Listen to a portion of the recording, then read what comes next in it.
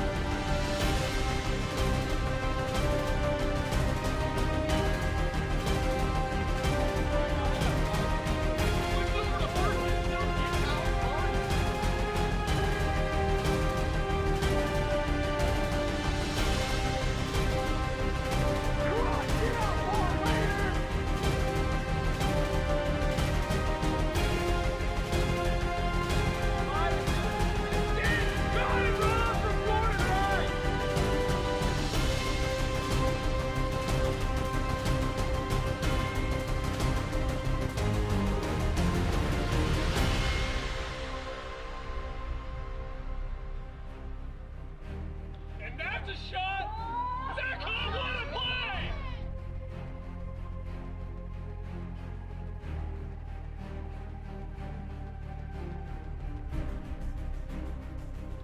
Oh, a moonshot. Oh, he rolled it! What a catch! What a catch!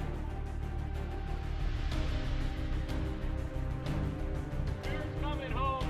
And he gets it. What a play! What a play! The double play from Jerry Langston. And that ball is out of here. Walk-off home run, Jake Oliver.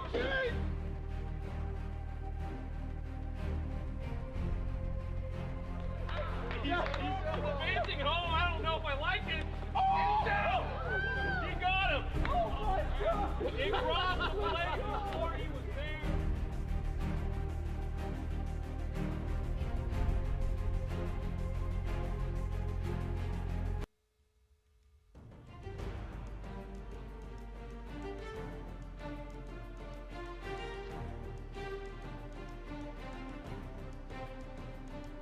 In play, that's a fair ball to Jake. What a play from Jake Oliver. And Madison Troy! Tie game! 60.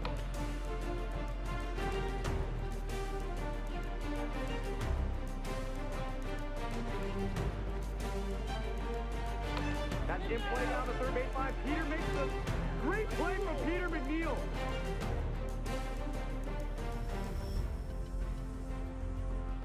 Justice already took advantage of that. What a play over at third.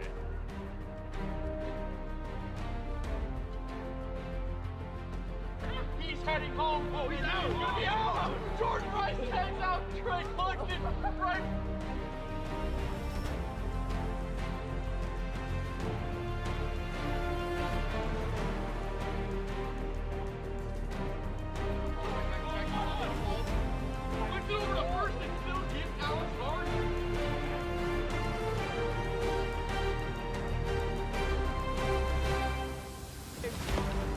Get out, ball later!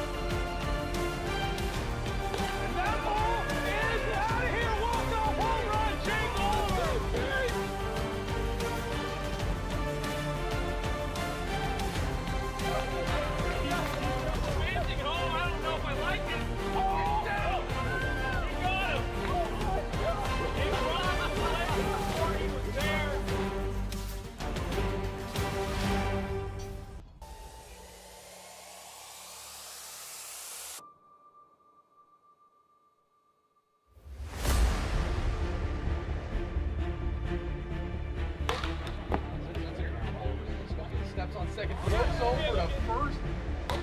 And he does it! Oh my Lord, Zach Inouye, a solo! That's in play down the third baseline. Peter makes the great play from Peter McNeil.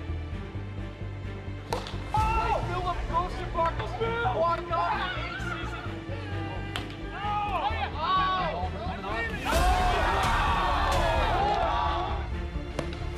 Get out, ball later! And that ball is out of here! Walk-off home run, Jake Oliver! That ball's in play. Going back, Keith McKay! Back at Thomas Playhouse makes the grab. He's heading home. Oh, he's out. He's gonna be out. Good move, I like it. That ball is absolutely tattooed. And what a roll! What a roll from Keith McKay!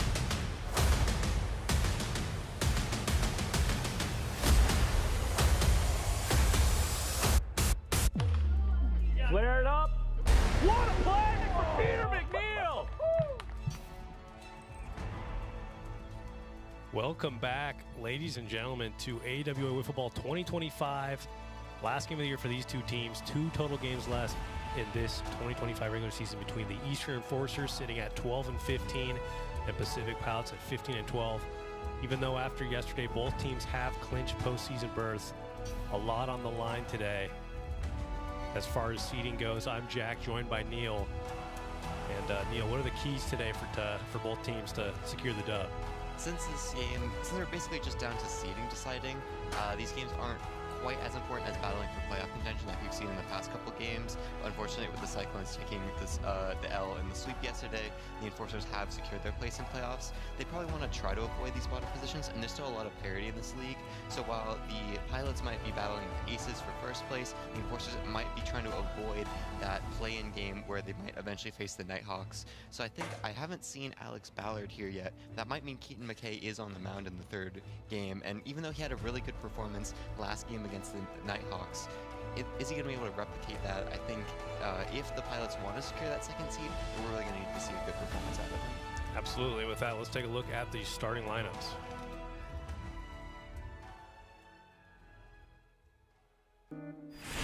Jake Oliver, Seattle Area Pipe Trades. Joshua Gradwell, Evansville High School. Jonathan Galgano, Washington State University. Tyler Clout, Hilltop Elementary. Isaac Van Horn, Seattle University.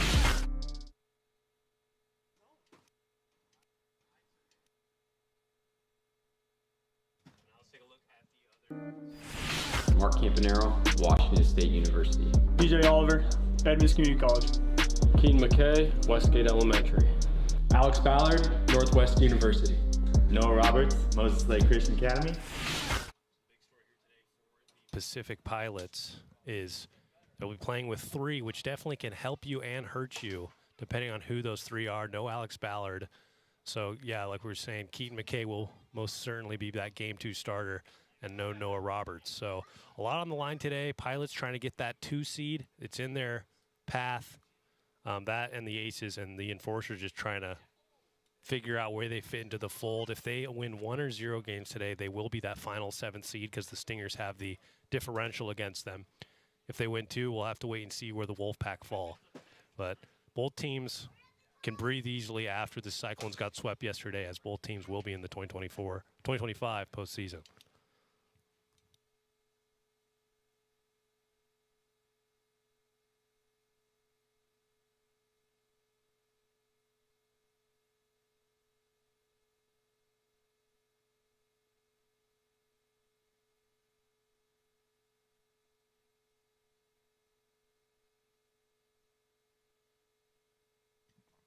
And I think you mentioned having only 3 players for the Pilots. It's going to be interesting to see how that works out on the offensive side, especially because I believe Mark Campanero sneaks his way into going into this week top in the average category for batters.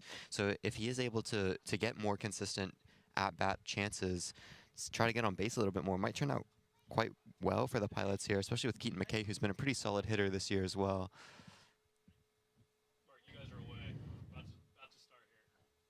DJ Oliver, though, also been very consistent on the mound. However, he will be going up against Jake Oliver and Josh Gradwell on the Enforcers, which is one of our stronger pitching lineups in the league. So I really think we'll see a battle of two teams who have traditionally done quite well, especially with the cores of their rosters. Of course, the Enforcers struggling a little bit, especially in the latter half of this year. They will be missing Yoshi Milady, who has been their new addition. We've seen some strong hitting performances, getting crucial home runs when needed. A candidate for our Dingers or Nothing award.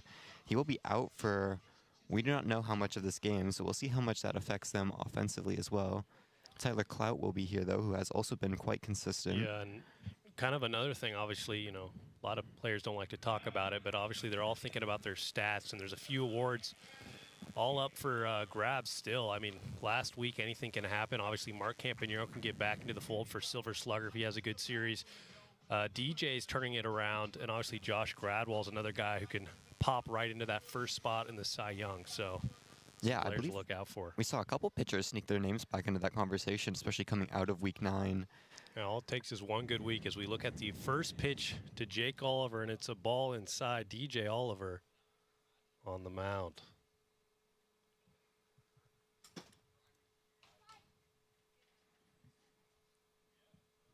Missed low there.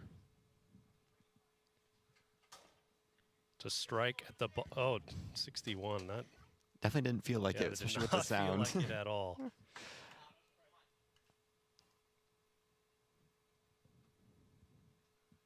That ball is popped into play right to Mark Campanero for the out. It's a little weird seeing Mark over there, but with 3 players, Mark decided to hop on over to first base.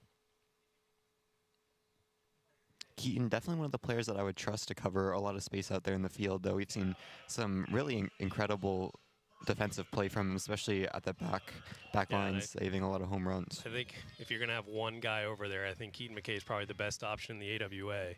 As Tyler Clout will step in. Looks at a first pitch strike, and Tyler, despite limited play, he's only got 40 at-bats this year. He's got 4 home runs. As he pops that straight up to DJ for a quick 2 outs. The Pilots definitely benefiting from some short at-bats here, being able to catch some fly balls that are quite shallow in the field, really beneficial into this only 3 fielders. Yeah, as much as pressure there usually is on DJ Oliver, I mean, he's been the ace for this team for 3 years now. And if he's not having success, the Pilots don't. But even added more pressure here today with only 2 fielders. So pop-ups you'll take, balls hit to the fielders and strikeouts. But anything in the gap, that's going to be a big problem for this Pilots team today. There is a very large gap out there in center field. Yeah. And, I mean, part of the reason why, you know, Keaton McKay, he has to stand back right kind of mid-center field out there. So those grounders down the shortstop line that Mark Campanero usually comes to cover, those aren't going to be in play for this Pilots team.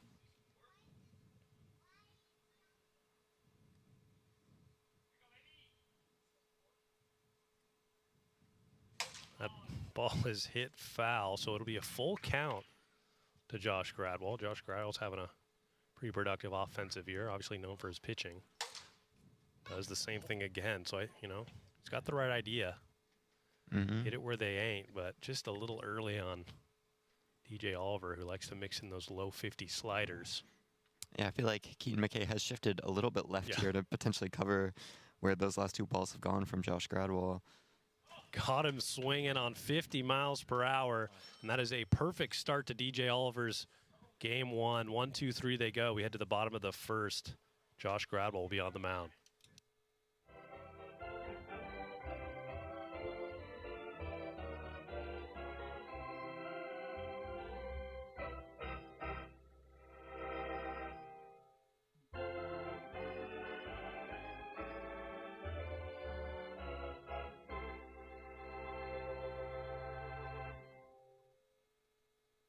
So going into this game,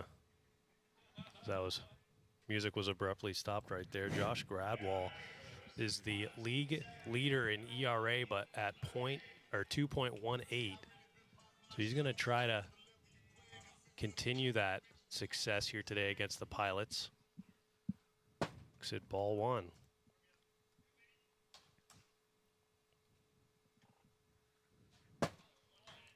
swinging and a little uncharacteristic of Keaton McKay right there. Usually he's taking his pitches in his first at-bat.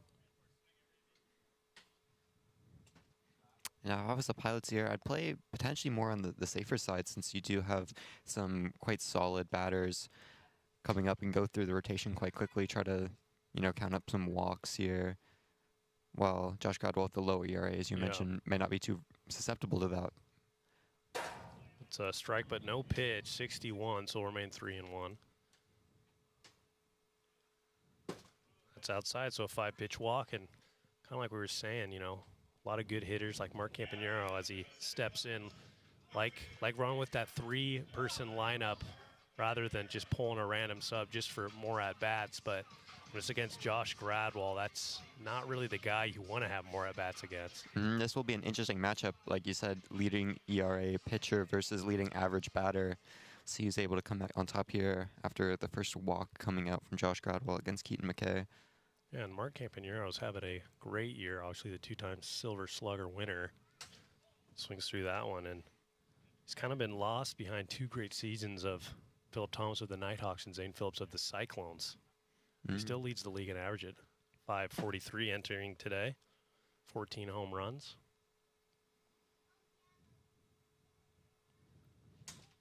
Fouls that back, 1-2. That chance for the Silver Slugger does seem more available now after not the greatest performance out of Zane Phillips yesterday. I believe only able to pick up 1 home run in his last game of the season. I don't know exactly how many home runs he is ahead, but I imagine it's around 4.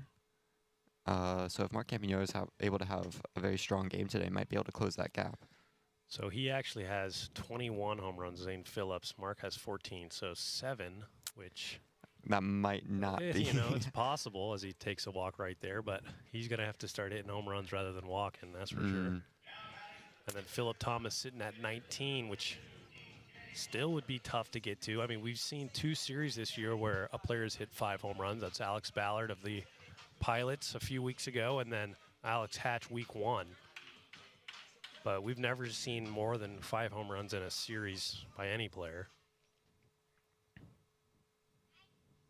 DJ Oliver will step in. And where Josh Gradwell has run into trouble this year, which doesn't happen very often, it has been in the first inning. So that ball's going back, and DJ Oliver has just hit a 3-run home run. And that's what you want to see out of the Pilots. Not having to use any ghost runners, get 2 on base, bring them all home with a home run, puts them up 3 in this series. Off to a good start as well. As you said, Josh Gradwell been struggling in the first inning. Pilots want to try to maximize, hit the 6-run cap in this first inning to give themselves the best advantage they can going into the next 2 innings. And that's his 5th home run of the year. And DJ Oliver, not necessarily known for his home run power, but some very solid contact right there. Give them the lead as that ball's fouled back. Josh Gradwell still looking for that first out of inning 1.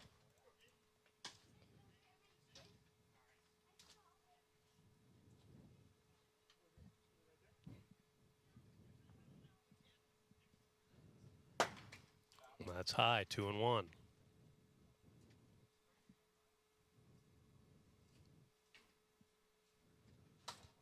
Nasty pitch right there, evens the count.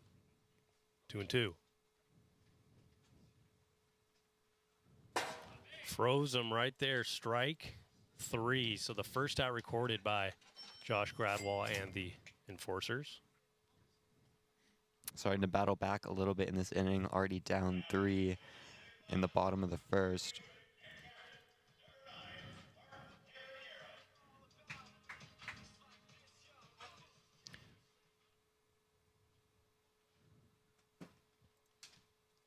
The ball goes wide. First pitch out of Josh Gradwell. Mark Campanero got on base last at bat. That ball's in play over to Isaac Van Horn. Knocks it down. Throws over to first. What a play. I was going to say that, other than the home run that was given up to DJ Oliver, I mean, just getting balls in play from Josh Gradwell. He's got one of the best defenses behind him, as you can see from Isaac Van Horn, the rookie there. Forster's got a pair of rookies, and Isaac Van Horn and Yoshi Milady, who will be here later today. And Jay Collar's saying the best way to describe them is raw talent. So we've seen some pretty good flashes out of both of those two guys. Hasn't quite hit the ball. Foul ball right there. Haven't quite seen the peaks from them that we have from the Thomas brothers, but two very solid pickups that could definitely grow into some extremely solid players here for the Enforcers after losing a couple players in the offseason as well. Definitely needed from them, as DJ Oliver will swing at that for the third strike, I believe. Yeah, and that'll be it for the top or the bottom of the first. That's 3 outs, and we'll be back at the top of the second.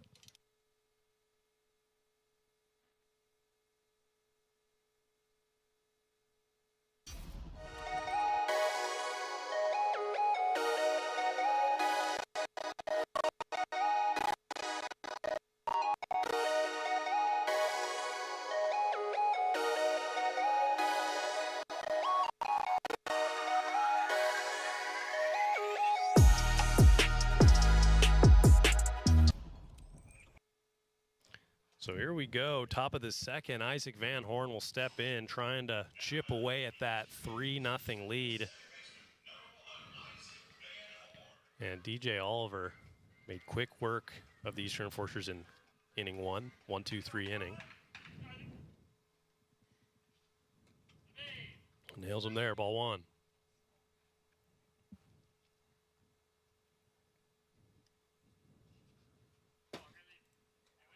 Duno.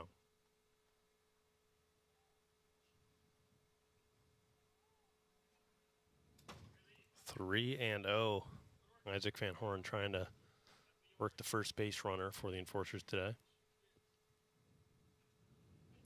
That'll almost hit him. So 4-pitch walk to begin the inning. Jake Oliver will step in.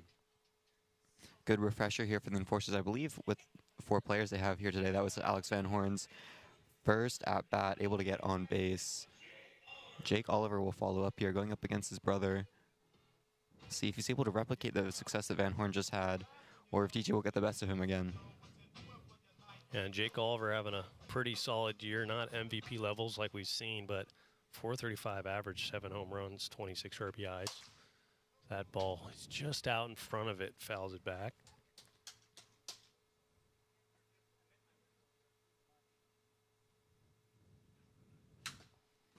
Just out in front of that one, and that slow slider is working today for DJ Oliver, 0-2.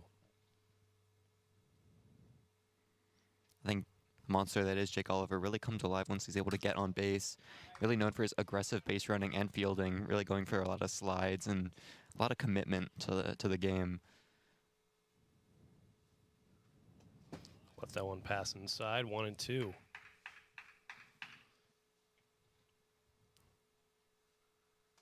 Nicks the bottom of the zone, strike 3, and Jake Oliver looked a little shocked there after letting it land for the first out.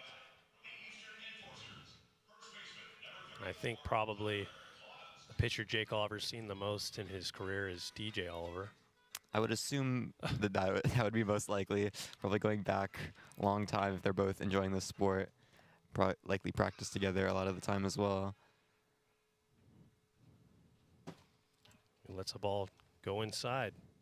Tyler 0 for 1 with a fly on his first at bat. That ball's popped up over to Keaton McKay. He'll make the catch. Isaac Van Horn, hefty little lead right there, but he'll scurry back. 2 outs. Good run there out of Keaton McKay, having to come in a little bit from the outfield, cover a lot of the space that perhaps the second baseman would have been able to get to there. Able to get under it, though, secure that second out. Josh Gradwell steps in. Looks at a pitch go inside. He's 0 for 1 with a strikeout. Here in game number 1. That ball is destroyed into Club 65. Josh Gradwell hits a 2-run home run to chip into this lead. Good hit there from Josh Gradwell. Not quite as high as the home run we saw out of DJ Oliver, but still critical. Brings up within 1 point. The Enforcers still have an out to work with here. See if they can tie up this series. A little fist pump in there from Josh Gradwell as he runs to first.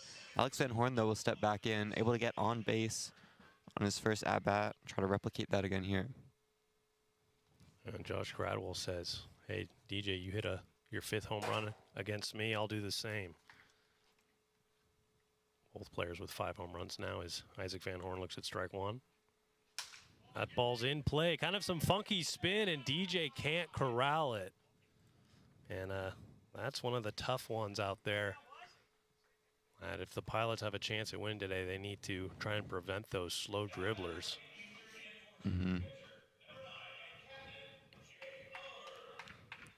DJ might need to be a little bit more light on his feet than he would be in most normal series, since might be some expectation on him to cover as that ball goes inside.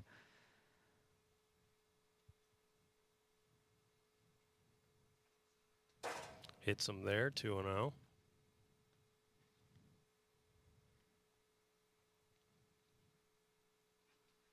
That ball's in play over to Keaton McKay, knocks it down.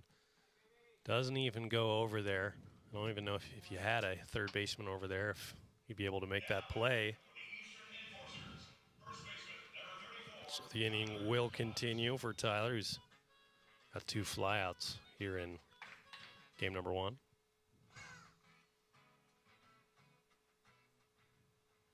DJ Oliver's trying to run into a little bit of trouble here.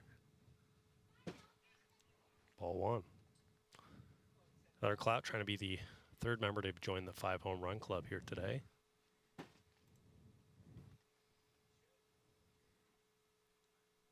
I'd say 5 home runs is a good medium for home run levels in the AWA. Very solid. Off.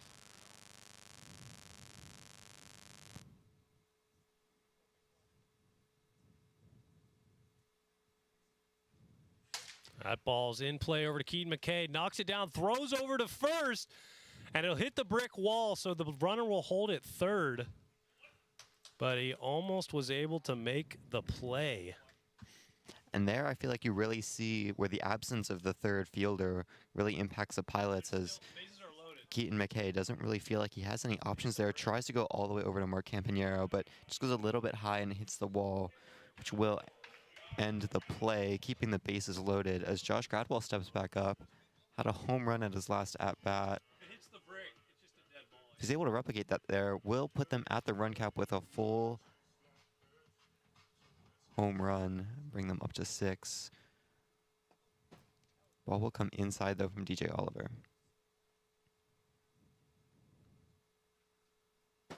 Josh Gradwell has a chance to retake the lead for his Enforcers team as he retakes the mound in the second half of the inning. The ball's in play over to Keaton McKay. He'll throw over to first, and everyone's safe. So everyone's going to advance 40 feet. And these are the issues you run into when you don't have 3 fielders. Very similar play we see there, back-to-back. Ball goes loosely to Keaton McKay. He, in this play, bobbles it a little bit, is unable to get a hand on it, picks it up and throws it over to Mark Campagnaro, who then isn't quite able to field it cleanly. Josh Gradwell gets on base, brings Van Horn home, who will now step up to bat. This will also tie up the ball game with Van Horn coming home at 3-3. Fouls that one back, 0-1.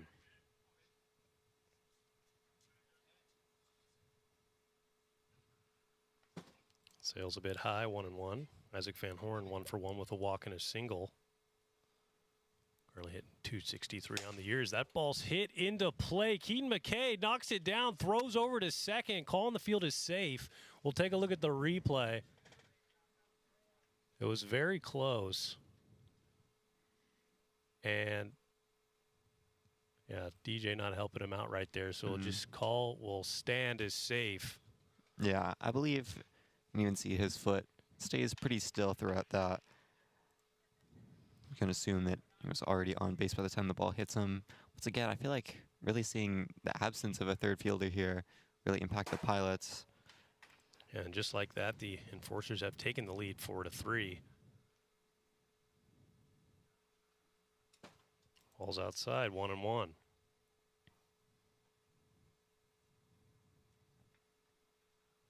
That ball's popped up over to Mark Campagnaro, so they'll get out of the bases loaded jam, but not after the Enforcers tack on 4 way to the bottom of the 2nd inning.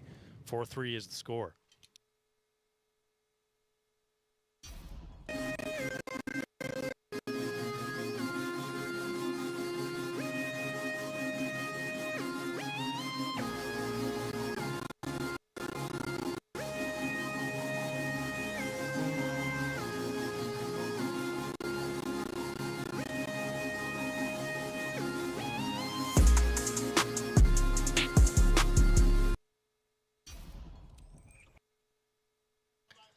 So Keaton McKay will lead it off. Pilots only down 1 run, but they only have 1 hit, opposed to the Enforcers' 6 hits already here in game 1 as that ball's fouled off straight back.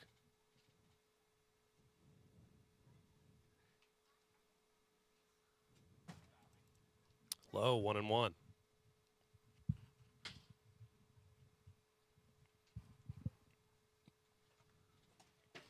Swinging through that one, 1-2. And this is when Josh Grout really starts to come play. It's 2nd inning. He's got an inning of work underneath his belt.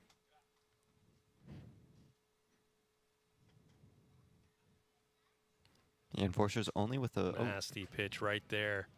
Strike 3 for the first out. The Enforcers with the only 1-point lead will really rely on Josh Gradwell here to shut down the Pilots as much as possible. Pilots, I think, have been known as a more stronger offensive team, often struggling with the lack of a strong second pitcher. Obviously, with Alex Ballard coming in this year, has solved some of those issues, but Pilots still doing very well offensively with Mark Campiero stepping in here with the highest average in the league. Josh Gradwell will also have to try to shut him down. Mark Campanero takes a wild pitch for ball 1. Looks at again, 2-0, and Josh Gradwell, a smart pitcher out there. Not going to try and give up anything he doesn't have to. A quick 3-0 count. I think right now Mark Campanero leads the league in walks.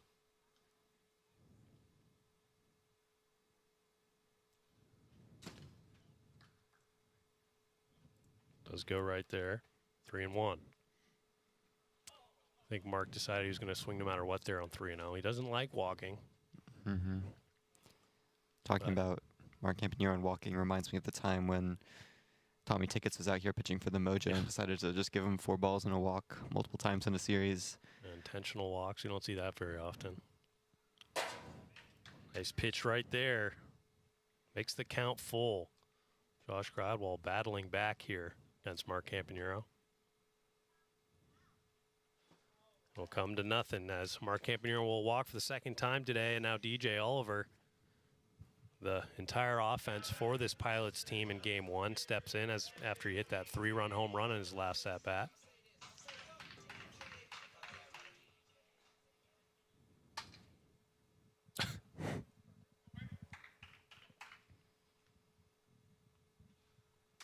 Nasty pitch right there, inside corner. That reminds me, we need to add some zip ties to that zone.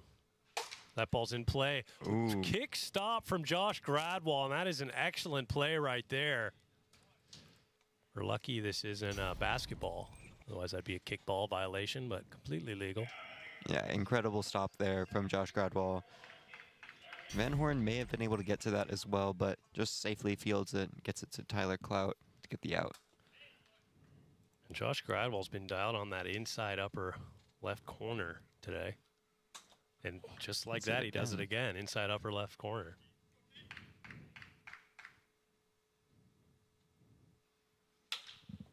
Keaton McKay will choose wisely to foul that one off, remains 0-2.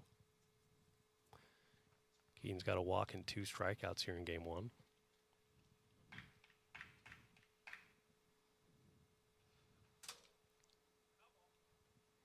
Fouls it off his knob. Remains 0-2. Let that one sail high, 1-2.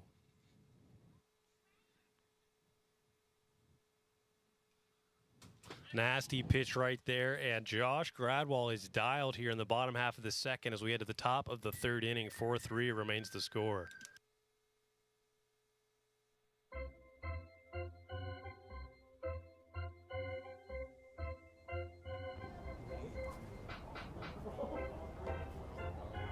Don't be smart.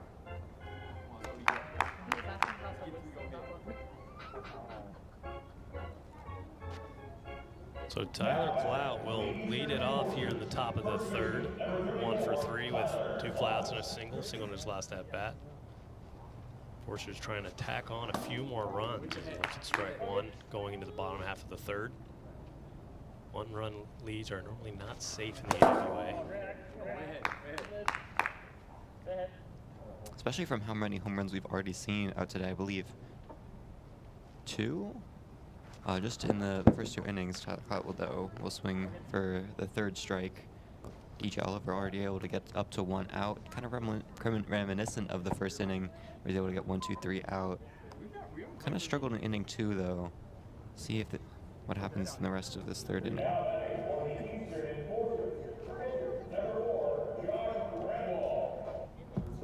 Josh Gradwell will now step in, having the best offensive day for the Enforcers, 2 for 3 with that home run back in the first inning as he looks at ball 1. Both pitchers have come here to play. 2-0. Both offensively and defensively. Both of them having home runs so far. He's off that pitch, 3-0.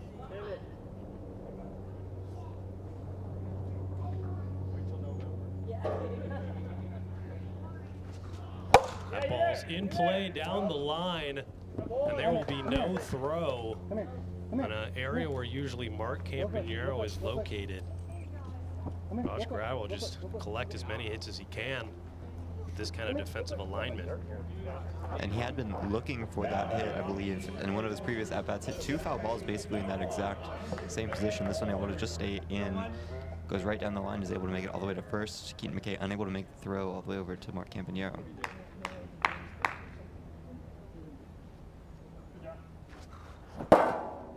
He was looking to go deep after that pitch, 0-1.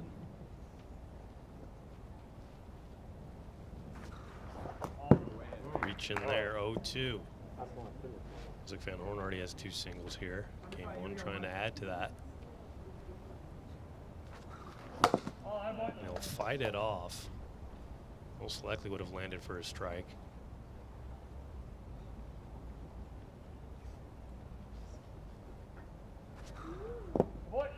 Just low, 1-2.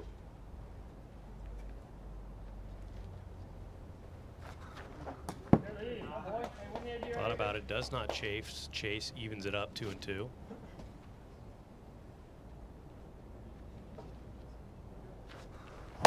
That ball is hit back over to Keaton McKay, makes the catch, thinks about throwing over to first, holds off, and Josh Gradwell is able to scurry back. Really good run there out of Keaton McKay, able to get all the way over to the back part of second, field that ball cleanly. It was hit quite far up from Isaac Van Horn. Josh Gradwell stays on first though, so we'll still keep one runner on. Still an out to work with. DJ Oliver now stepping up.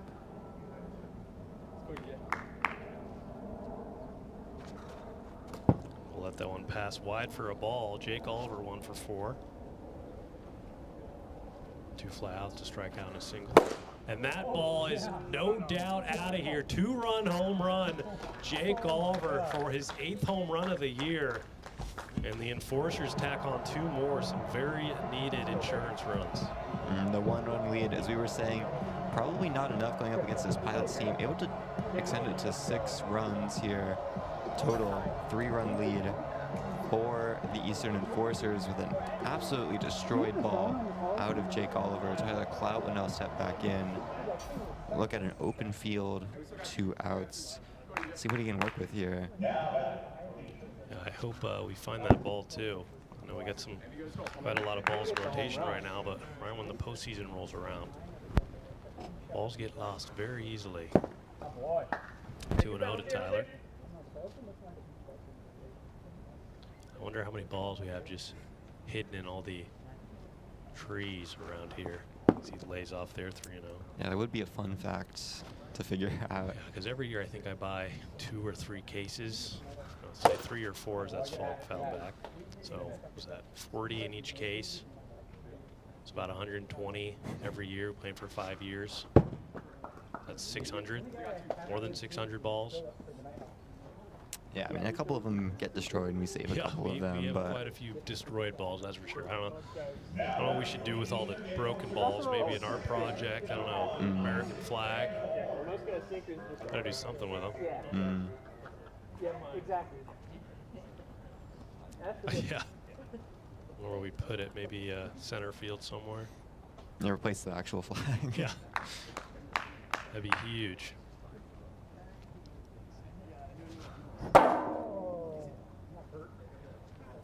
Josh Gradwell strikes out, or swings at the first pitch, strike one.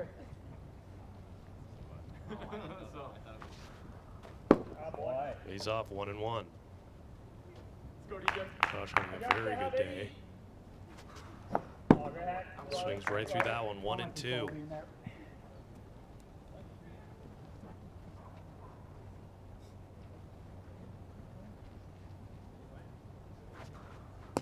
Just misses inside, evens it up 2-2.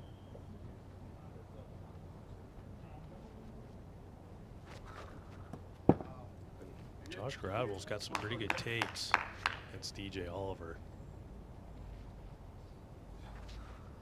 That ball's in play over to Keaton McKay, knocks it down, throws over to first for the out, got him by a step. We'll take a look at the replay, but that was an excellent play from Keaton McKay. It was about time. I mean, he's been getting a lot of activity over there.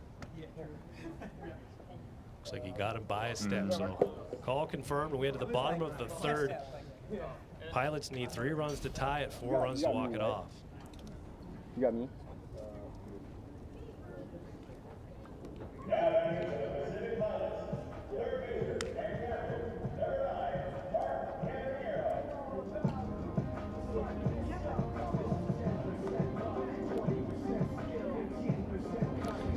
So here comes Mark Campanero to lead it off. Hasn't had, that's felt back, the impact on this game as it usually does.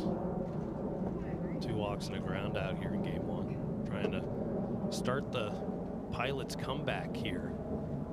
Bottom of the third. I know both teams are already in the postseason. Pilots really want that 2 seed. And depending on how this outcome goes, this could be a first round matchup.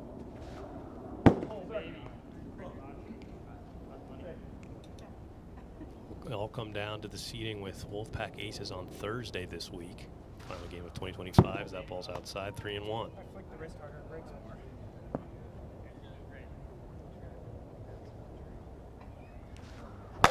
And that ball is in play. Over to Josh Gradwell, throws to first for the out. Josh Gradwell hits Mark Campanero. That's fair. This guy just wants it. That's exactly what we needed on our team. A guy that just wants it.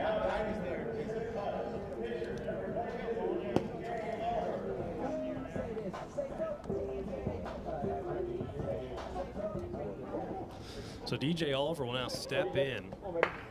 1 for 3. That home run and looks at a first pitch strike. And Josh Gradwell, ever since the first inning, has been dotting the PVC pipe. That ball's in play over to Jake Oliver, throws to first for the out. Jake Oliver helping out Josh Gradwell for the second out of the third inning. Keep going. And normally you feel pretty safe calling it with 2 outs in the bottom of the third, but this Pilots team is known for not giving up. Have had some pretty crazy walk-offs in their history as that ball's fouled out of play. Dang, that went to the neighbor's yard. That's tough. Yeah, just came right over the commentary booth. Nails him there, 1-1. Keaton McKay trying to avoid the golden sombrero. 2-1.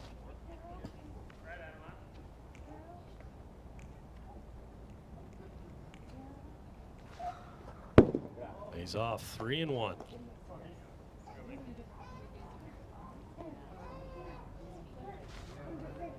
And a lob, he does not chase, he'll get on, and that's kind of the crazy thing about the Pilots with 3 men. Mark gets his second at bat of the inning.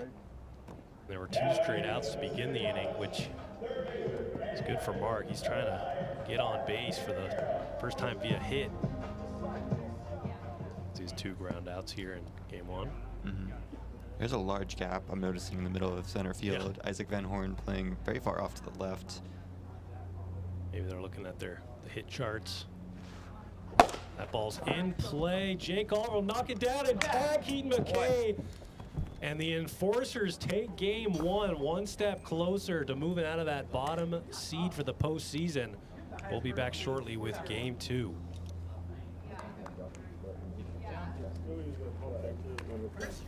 It's the hardest play. Yeah, you pump fake, you jump. You went like. I just went here. Oh yeah, you hit it with. Well, I was like, that was the one I was like, oh, maybe I saved my throw, maybe I don't know. And then you're there, I'm like, oh,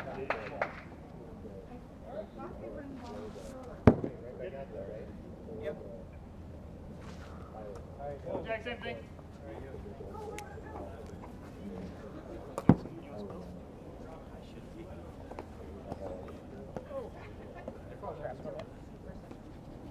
Are you trying to get out? Oh, he probably went to the truck. Oh, no. They were going to interview that. Maybe next one. that's hilarious. That's a good one.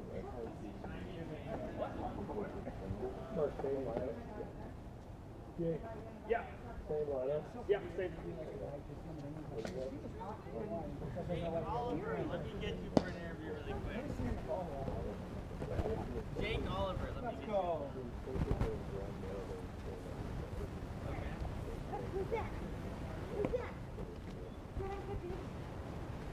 So we're going to send it down to Robert, who has Jake Oliver with him. Robert, take it away. All right, talk about the home run over there. Just went down and got it. And that. Close to throwing the bat. Talk about, you know, this is kind of seeding for you guys, for both teams. How has that changed your mentality so far? We were really going to use it as a scrimmage game. Yoshi's stuck in traffic. We were actually going to have him throw, but when he gets here, we'll probably still will. But yeah, we're just kind of getting reps. So. All right, that's good. All right, back up to the booth.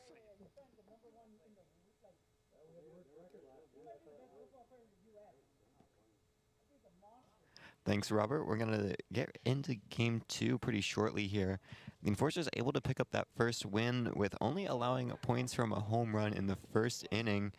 Josh Gradwell really able to turn it on defensively in the second and third innings, both from his pitching and with his magical foot, who's able to knock down 2 hits, turn them both into outs, I'm pretty sure, including that last out in the third inning. Could be considered a bit of an upset here with the Pilots coming out of third and the Enforcers being a little bit lower in the standings.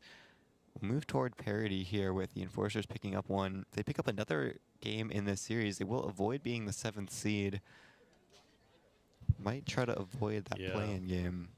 And I mean, it's always tough when you're in the lower seeds. I mean, obviously every team's trying to move up there. I think for the Pilots, coming in, they were 15-12, now 15-13. Even if they get swept, they have a pretty good chance to remain in that 3rd seed. So they're kind of just fighting, as that's a first pitch strike to Keaton McKay for that 2nd or 3rd seed, depending on the Aces Wolfpack outcome on Thursday. It's outside, 1-1.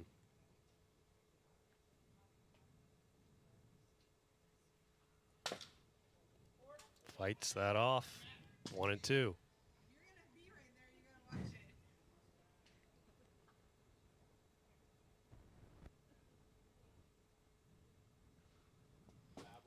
Tries to go with the sidearm delivery, misses just low, and like we were saying, Josh Gradwell, after giving up 3 runs in the first inning, dialed back, scoreless 2nd and 3rd inning. So we'll look again to see how this first inning goes. Leads the league in most no-hitter losses with 2 all-time, which he's the only pitcher to ever do 1, not let alone 2. Yeah, that is a tough position to be in. I have some pitchers with some interesting statistics here. Josh Gradwell, though, been very consistent this year.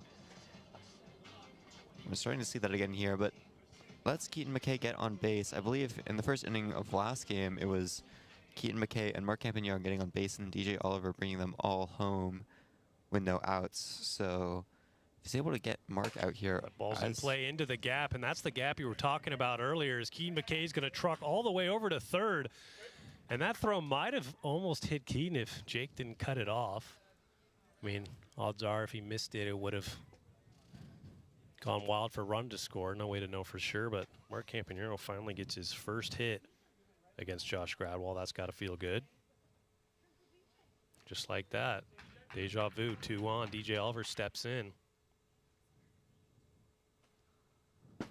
This is behind him. The exact way that the Pilots picked up all 3 of their points in the last game. Keaton McKay was on second in that scenario, but still, both Mark and Keaton on as another ball will miss low. 2-0 count here for DJ Oliver.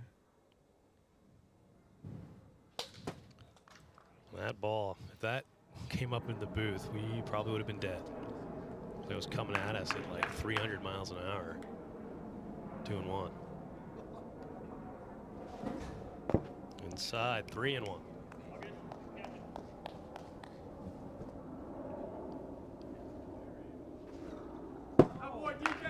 And DJ Oliver will walk the bases loaded. We will now have to employ magical powers of ghosting. Yeah. Bring in the ghost runner at third, I believe. As Keaton McKay will step back into the box.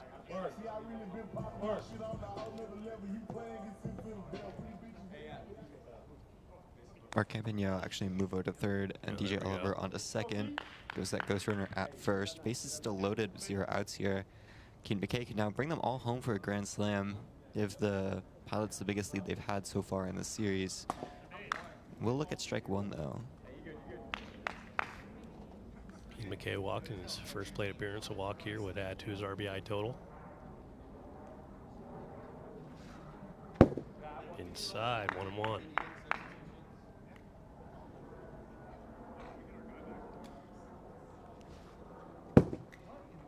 Two and 1.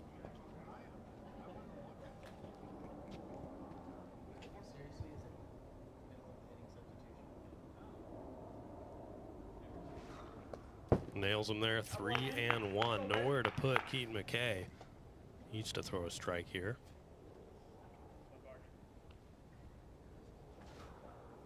And that's high, so the Pilots will get the first run of game 1.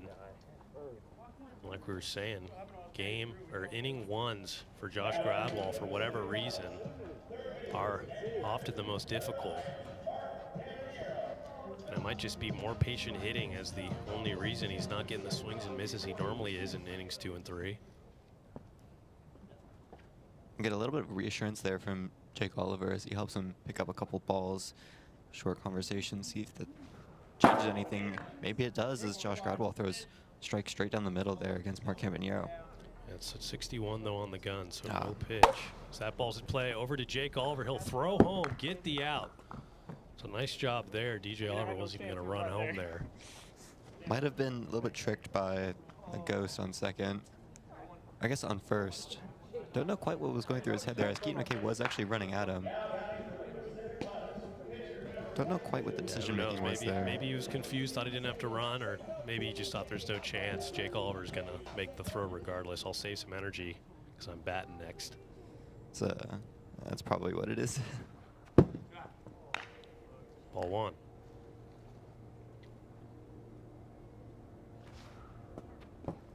Just low, 2-0. Josh Gradwell getting a little frustrated. Honestly, looking at Jake Oliver had the time without DJ running. He could have ran. That's a nice pitch right there. Stepped on third and then gone home. But in the moment, he just decided to take the for sure out. It'll be 3-1.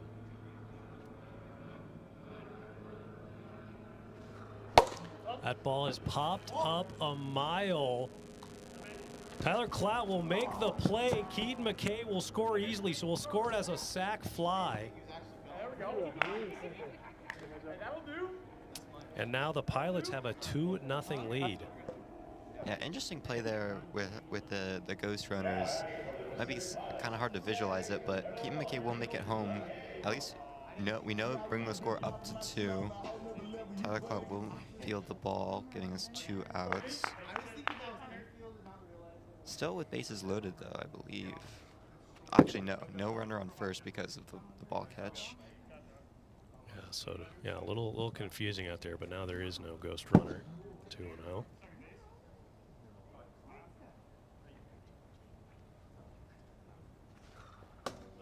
nice pitch right there, top of the zone, 2-1. Josh Gradwell trying to get out of this intense first inning. He can come away with only 2 scored runs against him. That would be a win. It's that one dropped. Keaton McKay walked twice already. He might be just trying to play the walk game right here. Has to swing at that 46-mile-per-hour eephus-like pitch.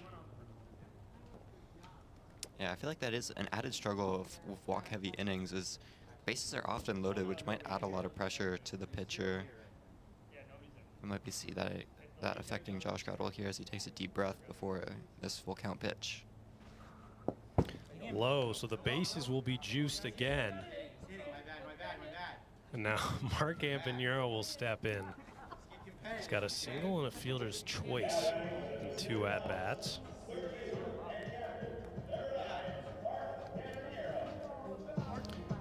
And a grand slam here would bring his RBI total up to 40. It would be his 3rd consecutive year hitting 40 RBIs. Very hard to do in the AWA. Fouls that one off. Fortunately for him, this is the toughest guy to do it against. Lowest hard hit rate amongst pitchers in the AWA. Might be making up that stat. I don't think we have those advanced analytics, but that's what it seems like. A low ERA would suggest that. Yeah. Mark Ampinero will foul that out of play. 0-2. Just a little late.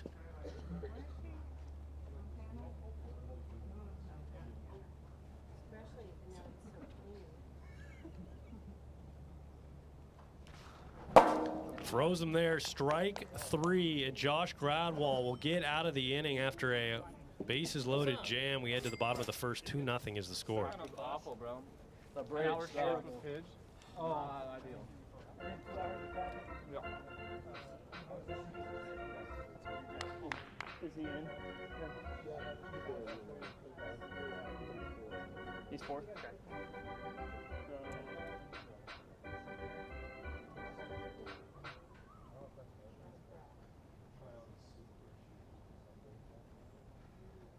So Jake Oliver will lead it off here in the bottom of the first. See if DJ Oliver can turn it around pitching wise. And this Enforcers offense has been tough to figure out. They were non-existent against the Nighthawks. They turned it on against the Aces. And we've seen some pretty good offense here against the Pilots so far. So pretty streaky offensive team. I think we saw a pretty good game 1 out of them, able to get all the way up to 6 runs. And that ball, as we say, it goes back. Jake Oliver, 9 home runs. 2nd home run today. And he is heating up when it gets close to the postseason. And that's what we need to see out of Jake Oliver if the Eastern Enforcers do want to battle back and reach another World Series like they did last year. Some performances out of their stars like Jake Oliver, like Josh Gradwell on the mound is what we're going to need to see. As it's another home run hit over Club 65 out there in left field. Tyler Clout will now step in. And we're saying, so that's the first pitch strike to Tyler Clout. Jake Oliver, when he's hot, his team obviously does well. He was the postseason MVP even after losing in the World Series. He had one of the best postseasons we've seen among any players in AWA history last year. Tyler Clout, a little silly out there against DJ Oliver. 1-2. Does not go. Evens it up. 2-2.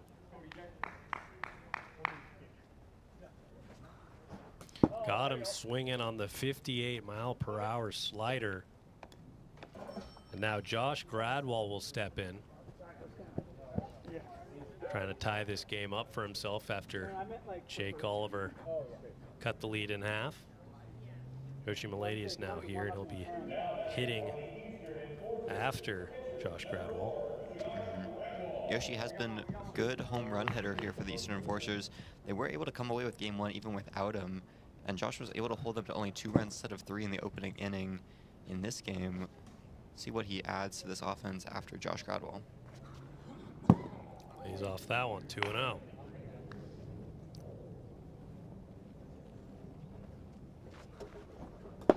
And that slider is working very good for DJ Oliver here today when he gets it far enough out. That one against Jake, he left a little too much over the plate. And there's a nasty pitch at 51.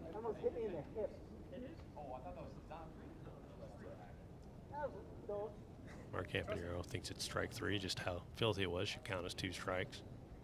Sometimes it feels that way. Just inside, full count. Guess Mark Campanero switching with Keaton McKay. That's a walk. Gets on. Like we were mentioning earlier, we will see the first appearance here from Yoshi Milady in this series. Yeah, and we thought early on Chad Curtis was the dingers or nothing candidate. New guy right now, Yoshi Milady. He's got 8 total hits this year, 6 home runs. So. I just leave it there, yeah.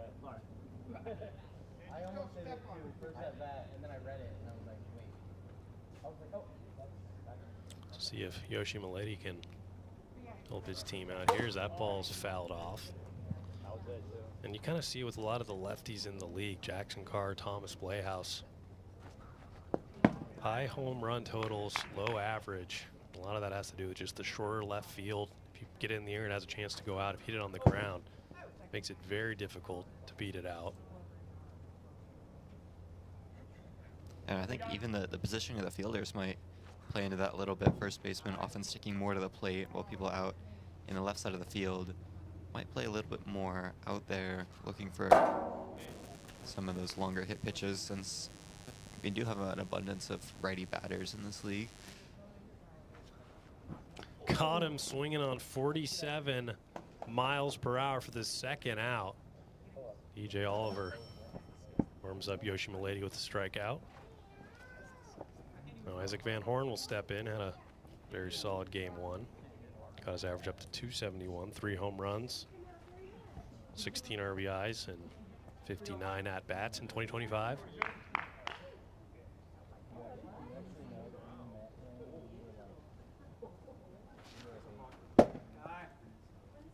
Ball 1. Swinging for the fences there, 1-1.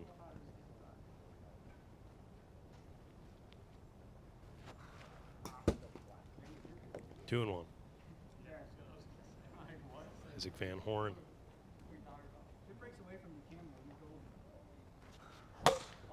Fouls that one straight back out of the booth. 2-2 count. Got him swinging strike 3. DJ Oliver, excellent. Bottom half of the first, we had at the top of the second, 2-1.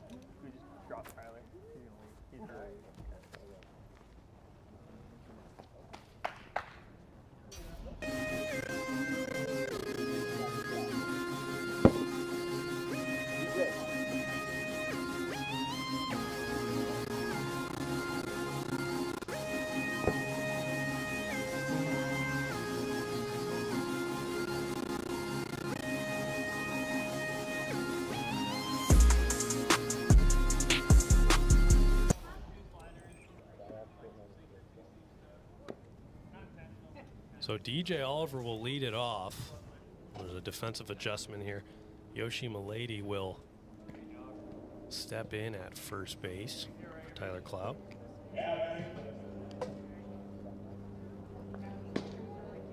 DJ Oliver 0 for 0 with a sac fly and a walk. It's one of the Pilots' runs.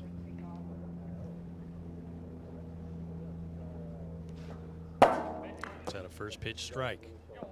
Does that mean that, actually no, because he has one other one I was going to ask, does that mean that DJ Oliver is responsible for all of the RBIs here for the Pacific Pilots? But I think there's one that he isn't, off of his home run in the first game, and then caught fly ball from Tyler Clout. Ooh.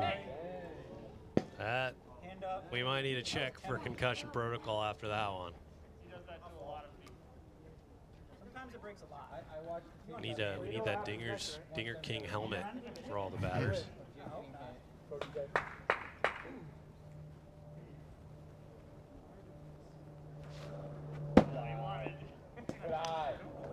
Ball 1, almost hit us.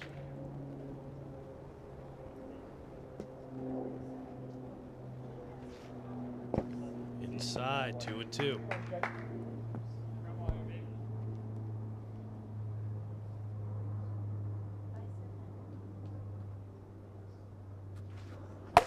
That ball is popped up over to Isaac Van Horn, who will track it down for the first out of the inning. Van Horn's been pretty good this series about getting under those balls. We've seen a couple of them, especially because he's playing quite far out in left field over there. Yeah. Kind of Keaton rovering as Keaton McKay steps in. He's got 3 walks. Looks at ball 1. Might be a situation where he didn't have much success against Josh Gradwell in inning 1, or game 1, sorry. Now he's just trying to take those pitches, get on via the walk. Swinging over the top of that one, 1 and 2.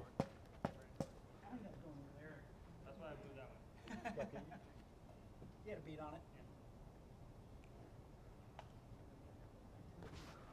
it. Outside, 2 and 2. Baby.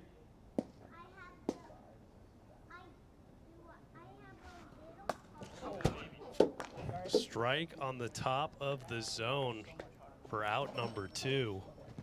Yeah, interesting path from that ball. I believe hits the top of the commentary booth and then right in between us and bounced out the back. I didn't think it was gonna, I was gonna hit the roof or something, but gets through. We gotta look alive up here. Quite a few of those today. I believe 1 in practice before we even started as well. Yeah, maybe we need warm-ups, taking catches up here.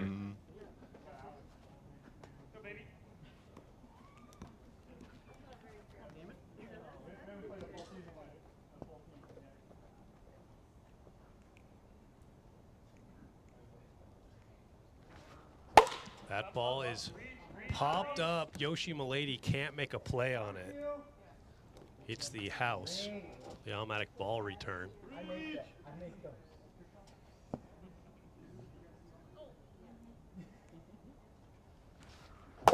That ball's in play over to Jake Oliver, knocks it down, can't make the throw. He's trying to make a nice little throw over there. He gets a little excited on those slow grounders. Unfortunately, loses control on the transfer.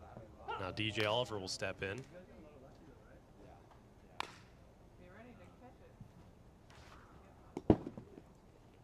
Ball 1.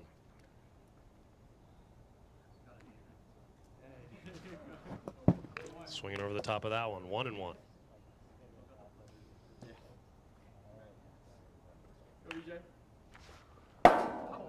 Right down the middle, 1 and 2.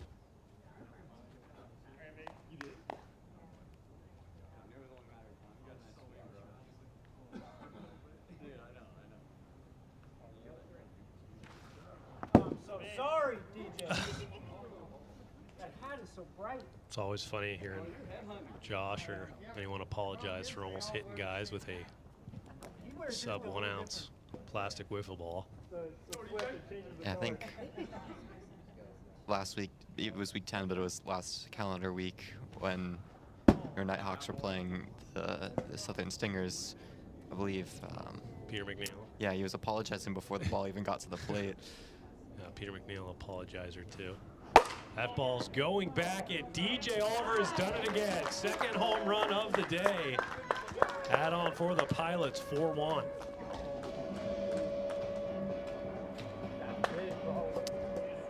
And not typically the batter we'd expect to be getting these home runs in DJ Oliver, known much more for his pitching, is able to pick up both home runs here for the Pacific Pilots with a clean hit out to kind of center right. Will extend the Pilots' lead to 3 here, up from just 1.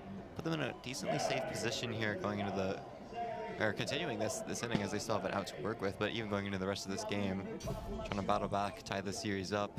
Keaton McKay will now step in. Yeah, and that was his 6th home run of the year. I think his career high 7. He's trying to chase that. Did a couple of years ago as Keaton McKay steps in, looks at ball 1. He's 0 for 1 with a strikeout and 3 walks. And with the quick batter rotation, has quite a few chances to get to tie that record today.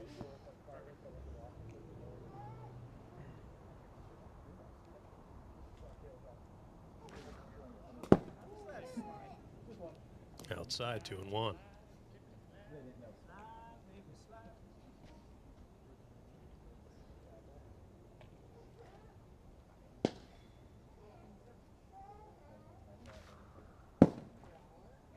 3-1.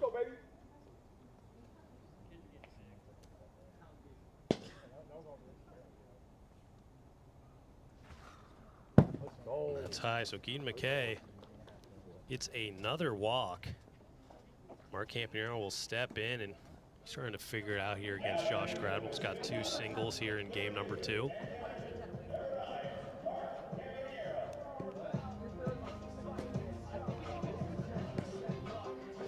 Mark Campanero been limited to 2 hits here today. I'm gonna get to RBI 40. Does not go.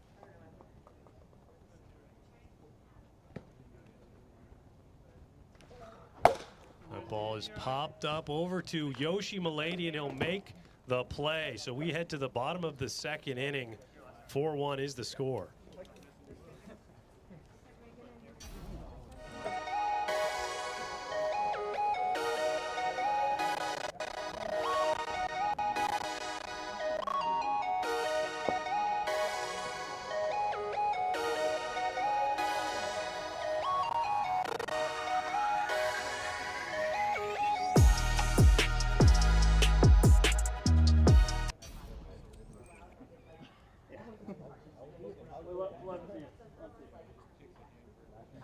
Jake Oliver will step in 1-for-1 with a home run.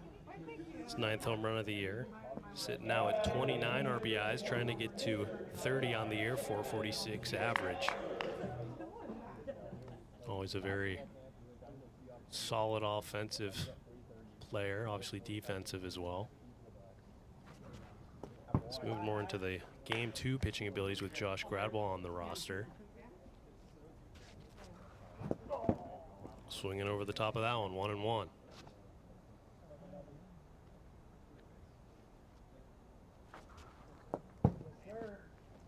Two and 1.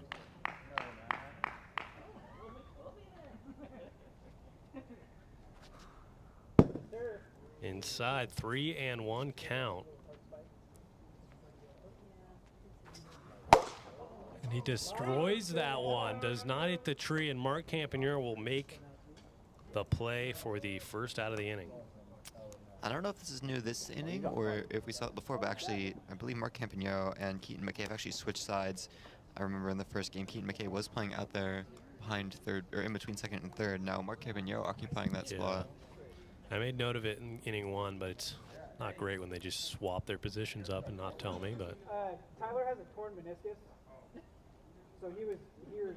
Feeling it. I'll get in there. So we had 3. What does that mean? Okay, I see what you're saying. They're not playing anymore? He wasn't going to come today. I was only playing. Yoshi was here. 0-1. Yeah, so Tyler Cloud scrapped from the lineup. Has a torn meniscus. So that ball's fouled back, bounced off the table, off the back wall, and back onto the field. 1-1.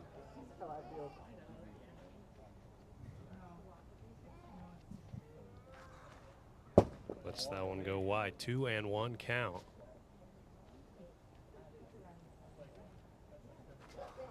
That ball's hit hard over to Mark Campanero. Knocks it down, can't make the play. He'll throw it regardless. And that's an extra base.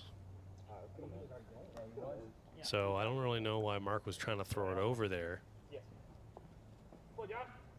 Looked like he was already at first base by the time he threw it, but can't get out if you don't try. I think that's why they moved Mark over to that position. A bunt will be attempted by Yoshi Milady, but the ball doesn't quite get far enough. Does go for the run, though. Yeah. A good thing we have that foul ball line. Nobody wants those bunts. Maybe if we had like a catcher, but metallic catcher isn't quite up for getting out there and fielding the ball. Yeah.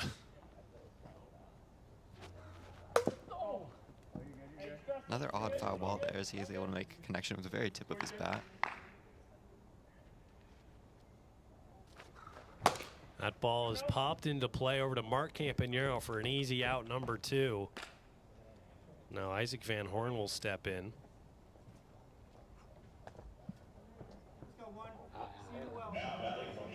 keeps Josh Gradwell over at second base.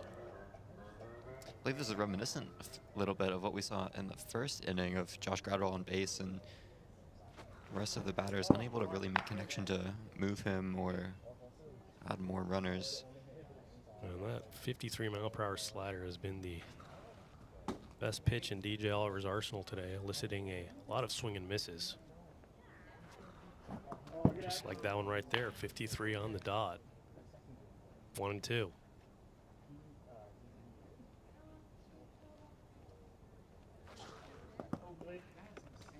Drops low, 2-2.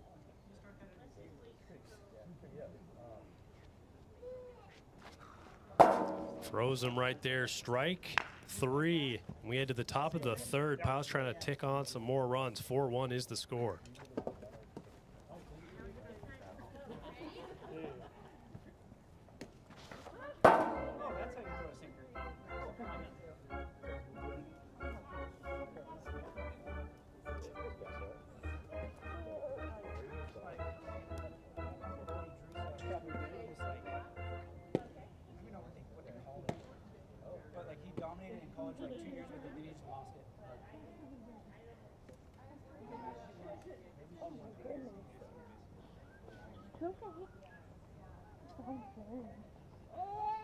So DJ Oliver will step in.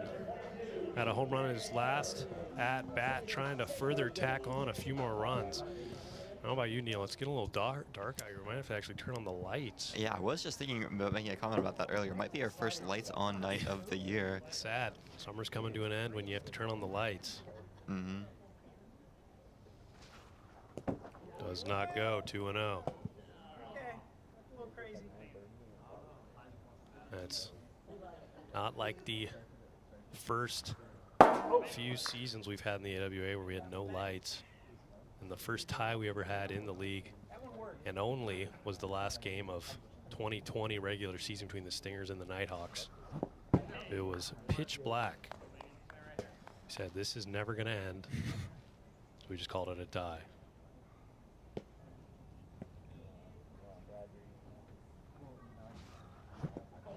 Got him swinging right there. Strike 3 for the first out.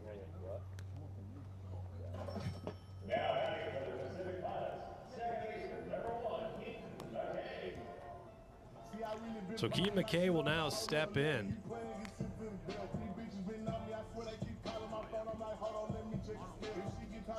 Keaton McKay, 4 walks.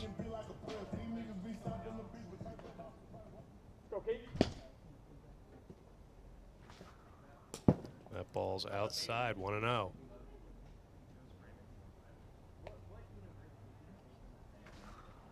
See if Keaton McKay can get to the coveted 5-walk game. I don't know if it's coveted, but something. That ball's in play, past the head of Jake Oliver, throws over, and that'll miss the brick wall, so he'll get an extra base right there.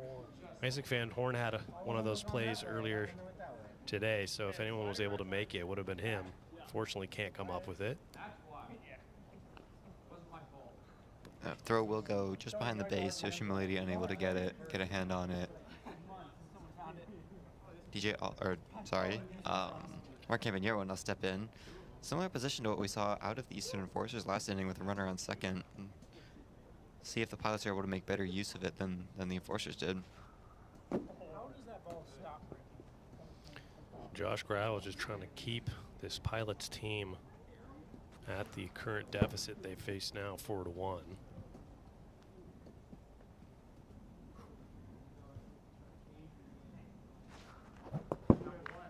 Big swing right there from Mark Campaniero, 2-1.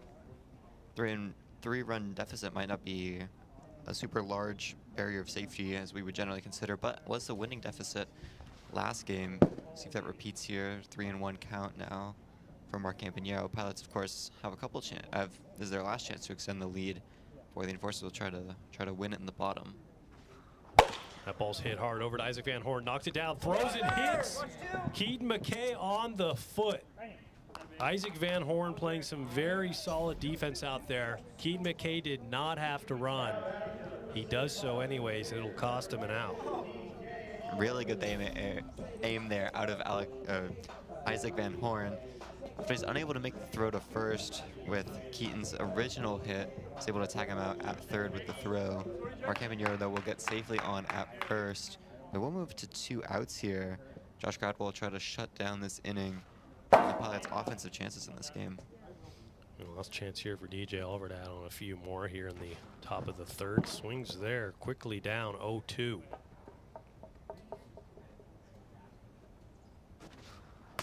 That ball's in play and a check swing right to Josh Gradwell, and he will take it.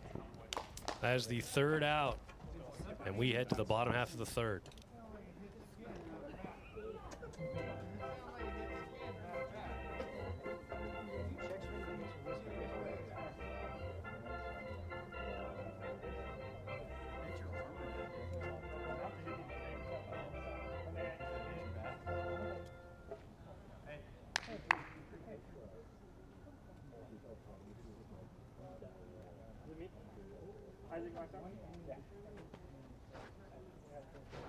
So Jake Oliver will lead it off. He's 1 for 2 with a home run and a fly out. The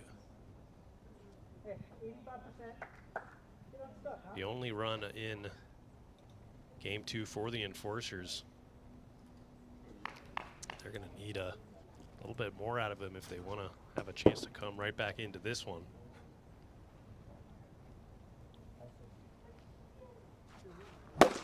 That ball is absolutely destroyed, but foul. Well, that ball was barreled. Thankfully for you, stay on just the inside of the very back fence. Yeah. Save, yeah. Don't lose a ball. That's all I care about these days. Don't lose a ball. And I respect Yoshi for going to get that.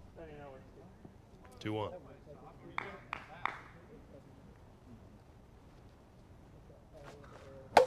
That ball's in play over to Mark Campagnaro. He can't field it cleanly. Jake Oliver's in there. He'll get in at second. Team wants a little bit of an interference call right there, but he won't get it. A little bit of a tussle, but he's able to make it to second anyway. Over there by third base, a lot of roots in the ground. The ground's a little bit bumpy, so seems to fault Mark there. Unable to field it cleanly, and Jake will get on at second. I don't know why exactly they swap positions here, Mark and Keaton. I think that's a strike right there. Mark plays a very good shallow third base. Those slow grounders, you can collect it slowly.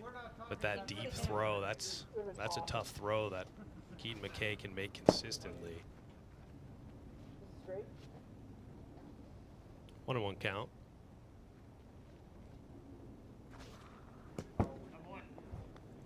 Inside, 2-1.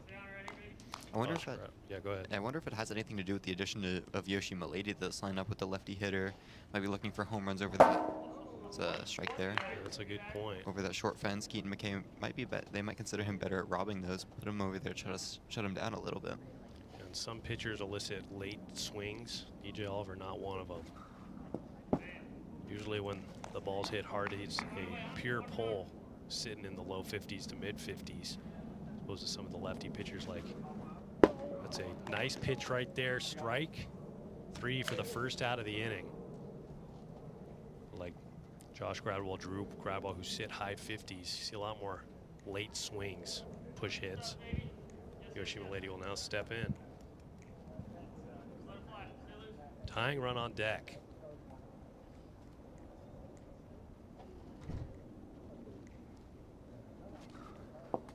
It's a draw. Ball 1.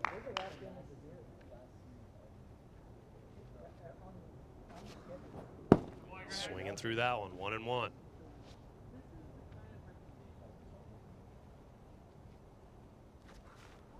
That ball's in play. Yoshi Milady's trucking. Calling the field is out, but we'll take a look at the replay. I think it was Keaton McKay threw the ball, it hit Yoshi, and then he caught it again. Or he faked it out. Fake, yeah, and then gets on the plate before him. There. We got two. So the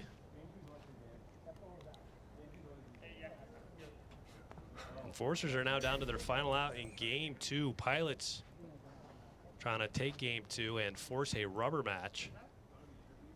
They've also unseen there. Jake Oliver is able to make it all the way over to third off of that play. It's now but a productive one. Unfortunately, 1 run will not let them win this game.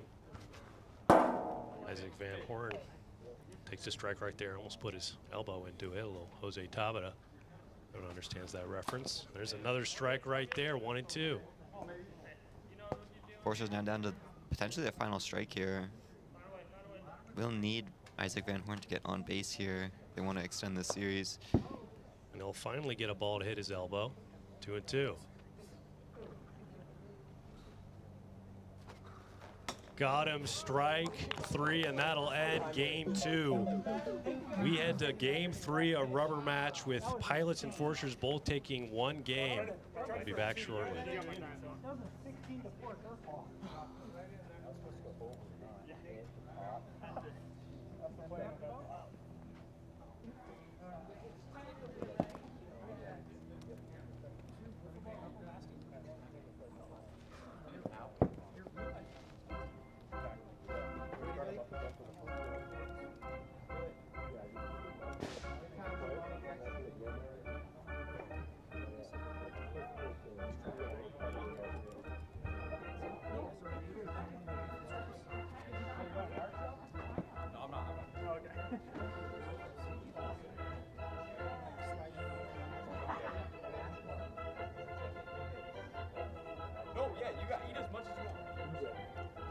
We're going to send it down to Robert, who's got Papa Oliver with him. Robert, take it away. All right, we have Papa Oliver here. Talk about your 2 sons playing in this league and what that means to you. Oh, it's been awesome just to come out and watch them. They've been playing wiffle ball for years, ever since they were little guys, competing against each other. It's been fun. Do you have any particular rooting interest when they play against each other? Oh, no, I don't. I just look for a good game. Ah, that's respectable. All right, thank you so much. Back to booth. Thank you, Robert, for that interview. Series tied 1-1 here after the first 2 games, going to the 3rd rubber match. Now, I believe this game is more important for the Enforcers. If they are able to pick up 1 more game, they will avoid that 7th seed going into playoffs. Pilots really just playing for a buffer against the Atlantic Aces, who will play on Thursday against the Western Wolfpack. Fighting for that 2nd seed. I believe both of them locked into that 3rd and 2nd place, just playing for whoever has each seed. Yeah, so right now as it stands, if the Enforcers win this game, they would move into the 6th seed. And depending on what happens to the Wolfpack, they could move up potentially to the 5th seed. But because they don't own the tiebreaker against the Stingers, if they lose this game, they will be the 7th seed with the same record as the Stingers. And on the other side, the Pilots, if they can win this, that'll put them a good 2 games in front of the Aces before they play Thursday. And we'll have to go back to the tapes to see who has the head-to-head between the Pilots and the Aces. But if a tied record, we'll have to see what it's going to come down to for that 2nd and 3rd seed. Yeah, I believe how the playoffs works out is the 2nd seed would play the 5th seed, and then the 3rd and 4th seeds play. So actually having that difference would give you an easier opponent, at least on paper. Never mind, I've been corrected by the booth. The official way the playoffs will work is 2nd seed will actually play the 7th seed. So this could be a rematch if things go a certain way. I guess that would have to be a win here from the Pilots, and then the Aces unable to retake that 2nd position. So we'll see how everything breaks down over these next 2 days. Everything is for seeding. And every game seems to count here, especially because we have a little bit of like 2 different races going on. One for that 2nd position, one for the 7th position. I guess to not be in that 7th position. Keaton McKay will be on the mound here for this 3rd game. Had a very strong performance against the Nighthawks in week 9. Yeah, Keaton McKay on the mound.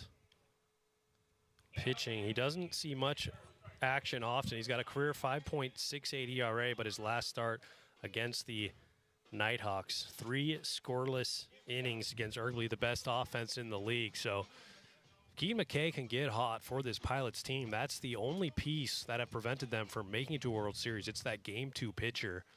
Seems like they were relying on DJ Oliver way too much to win every single game last postseason, and when he doesn't win, they're kind of out of luck. So we'll see again how it goes today as Jake Oliver will step in. And it is very funny to see the small sample size of just the one game having a 0.00 ERA. We'll look at the first pitch here. And that ball is out of here. Jake Oliver, double-digit home runs. Keaton McKay gives the thumb up. And he thought it was easy after facing the Nighthawks, but unfortunately that's just not how it goes in wiffle ball. And just like that, his ERA, you know, it's right now, it's only a 1 ERA. So it's good. Infinity today, but 1 overall. Yeah, did curse him there a little bit by mentioning the 0 ERA. Immediately allows a solo home run from Jake Oliver. And Jake Oliver now 10 home runs, 30 RBIs, so a very good 2025 campaign for Jake Oliver. Inside. Probably just like the other pitchers in the league, Keaton McKay might need a few pitches, few innings to warm up a little bit. Starting to find that slider pitch. I do think it is worth mentioning, though, that last game the Pilots were able to come away with the win after allowing a Jake Oliver solo home run in the first. That was the only point that the Enforcers picked up. Froze him right there, strike 3. And that pitch right there from Keaton McKay has been his bread and butter. You saw it. Josh Gradwell. I mean, and also, like, we don't really think about that much, is this is the first time these players have faced Keaton McKay. Whereas a guy like DJ Oliver, they've seen many times. Keaton McKay's coming in fresh. They're not exactly sure what pitches are coming. Let's see what Yoshi Milady can do right here. Yoshi will actually be the Game 3 starter for the Enforcers instead of Jake Oliver. Looks at 3 balls. Nasty pitch right there, top of the zone, and it looks like Keaton McKay's got like 3 pitches, slider, fastball, and a bit of a drop ball. And that pitch was right at 60 as well. And look at a fastball high, so first base runner after the solo home run for Yoshi Milady. Now Isaac Van Horn will step in. I believe that was the first time Yoshi has gotten on base so far this series. We've had 2 strikeouts last game. If I remember correctly, I might be incorrect there.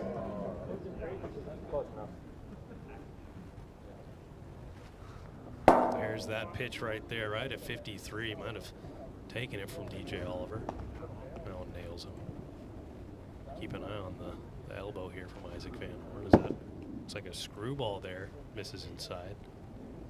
Quite a few pitches in his arsenal. Perhaps this is something that the Pilots have been cooking up, because it seems to be definitely not the Keaton McKay we've seen in the very far past.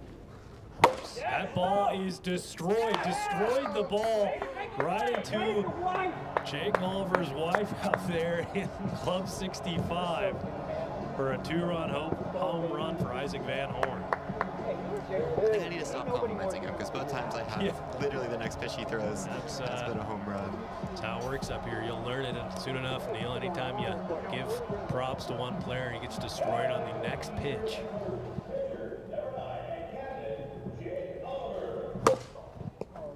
So Jake Oliver will foul it off. The deuce for Jake is he's broken into that top 8 leaderboard for home runs with double digits. Every player in that top 8 will have 10 home runs or more. 3-1.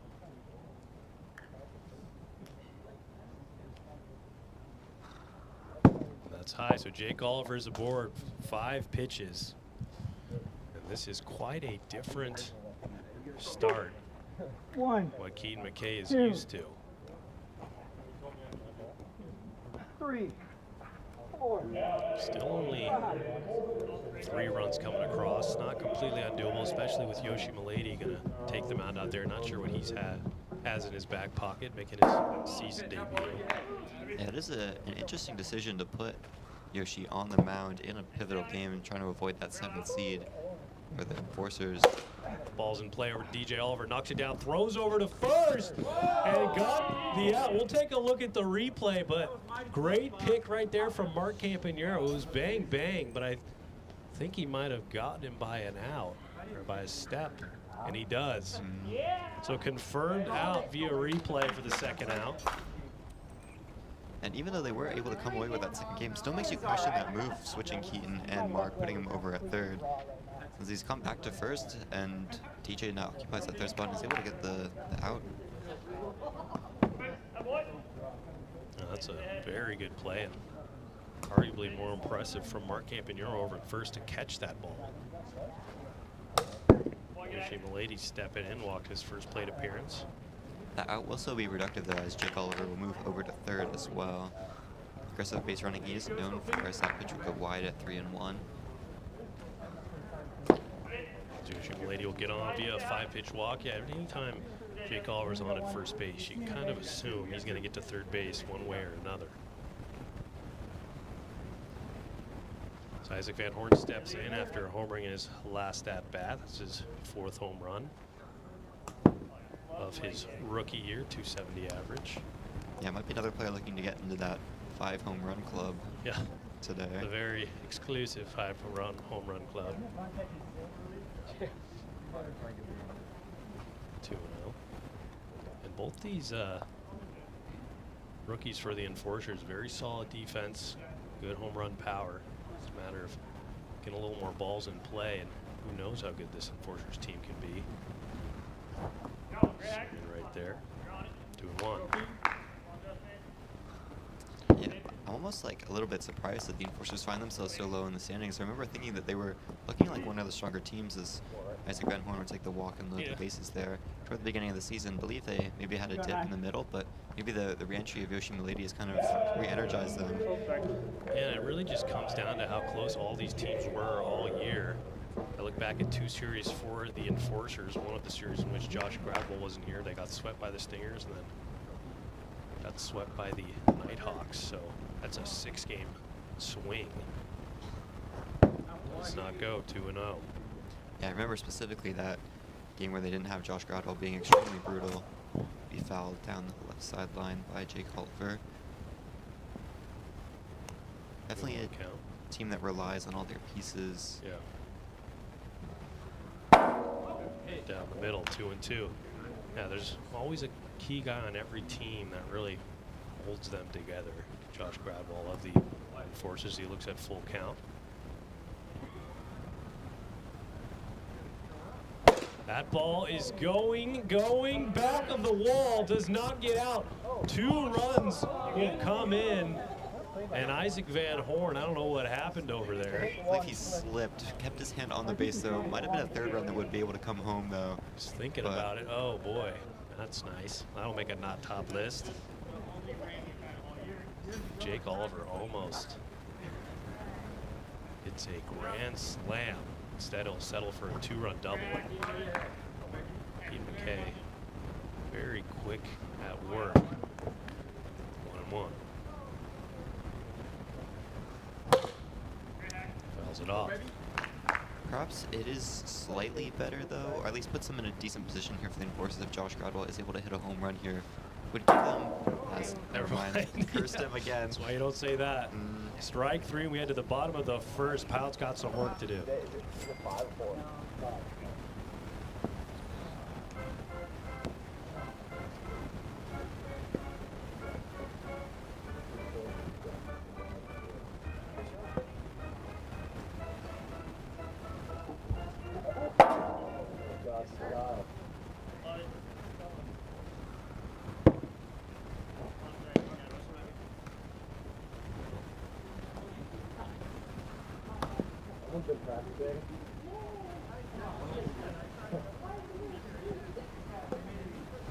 So Yoshi Milady will make his 2025 debut on the mound. He had 2 innings. Actually, yeah, 2 innings of relief. He hasn't had a start this year, but 2 innings relief, 4.50 ERA. Jake Oliver telling me that just wants to see if they can go to a third option in the postseason. May as well try it out up 5 with, you know, already clinched a postseason berth. Talked about how pivotal Josh Gradwell is for this team. Having that third pitcher might give them a little bit more relief in series where he might be missing, as Jake Oliver is decent, but then if he's your starter, who comes in game 3, having a third option could relieve some of that. Yeah, and Jake Oliver, I mean, he's had a very prolific pitching career, but last couple of years, his numbers have been a little bit inflated. And that just has to do with a lot of batters being able to see him more consistently, as that's 3-0.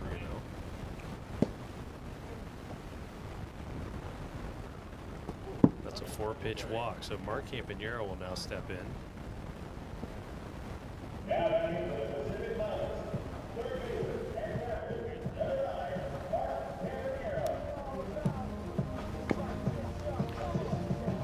Now Mark Campanero will step in. Hasn't had too much luck against Josh Gradwell. Now he'll face Yoshi Milady. Trying to up those stats going into the postseason. Except ball 1, so 5 straight balls from Yoshi Milady here. That nails him on the head. 2-0. At least it's not DJ this time. He saw a couple coming on his head earlier. And that is a nice pitch right there. Mark might be a little concussed out there. 3-1. Seems to be almost a magnet in these players' heads today. Yeah, we've seen quite a few. So Mark Campanero's on via the walk.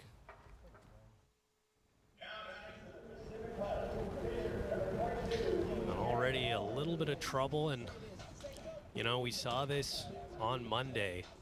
Cyclone, I mean, obviously not as intense as it was yesterday. The Cyclones were up 6-0.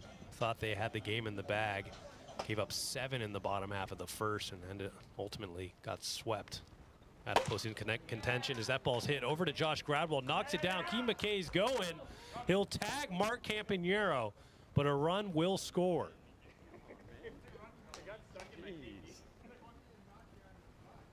So glad they got the run there, but fortunately Mark will get tagged out third base. That ball's fouled out of play. 0-1. Yeah, Greeds for that one doesn't have to go because DJ does stay at first. I'm going to stay at second there. Josh unable to field it cleanly the first time, but gets it quickly enough to Jake. Able to tag Mark out.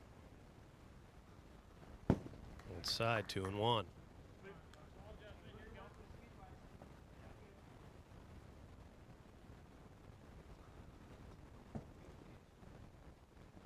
Three and 1 count to Keaton McKay, who's walked his first plate appearance, and he'll walk again. So runners at first and second. Mark Campanero will step in again. That out over at third base, proven to be very big. Would be bases loaded for Mark. Looks like Coach Josh Gradwell giving him some pointers.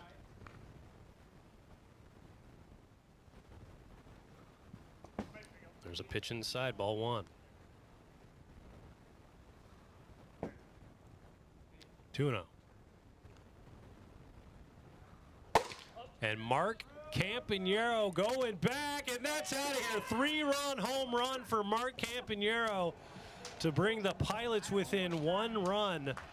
And that is lucky number 15 on the year for Mark Campanero, and he's up to 39 RBIs.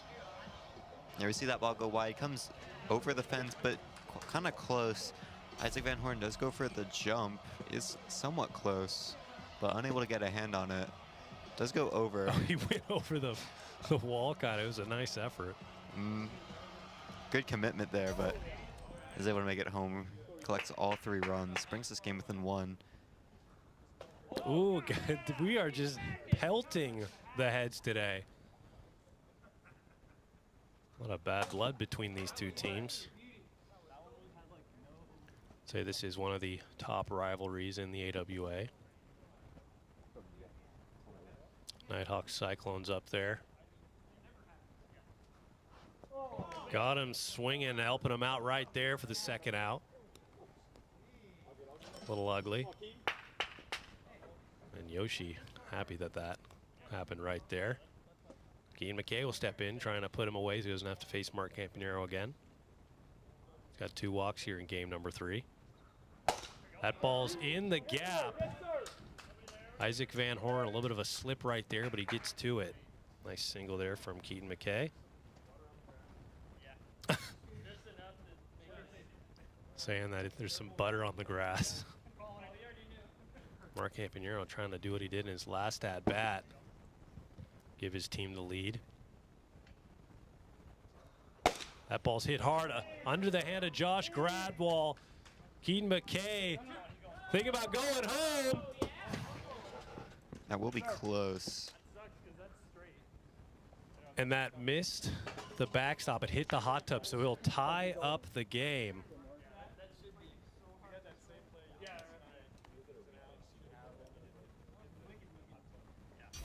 Take a look at the replay here.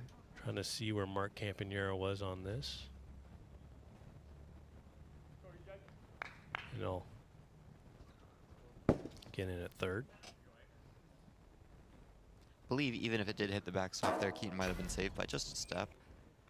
Will connect though for the first pitch to zone. And that ball's going back, and DJ Oliver has just 7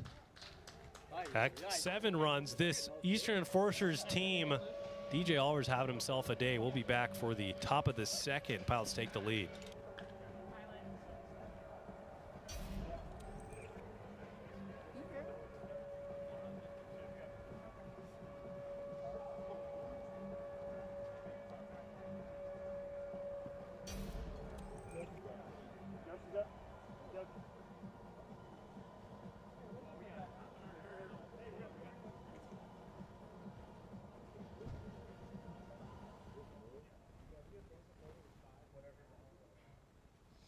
As the Pilots go to collect those home run balls back there, Yoshi Milady will lead it off. He's 1 for 1 with 2 walks and a single, trying to get that lead back.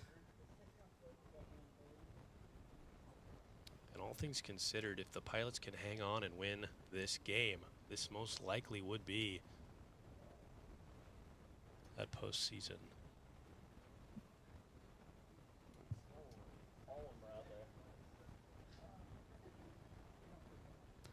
Yeah, in similar position like you were mentioning, that Cyclones game yesterday, Enforcers able to put up quite a few runs in the top of the inning, but Pilots get to 7 in the bottom. 2-run lead in this game compared to the 1 in that game. Favors the Pilots a little bit more than it did the Mojo. Keaton McKay will be back on the mound.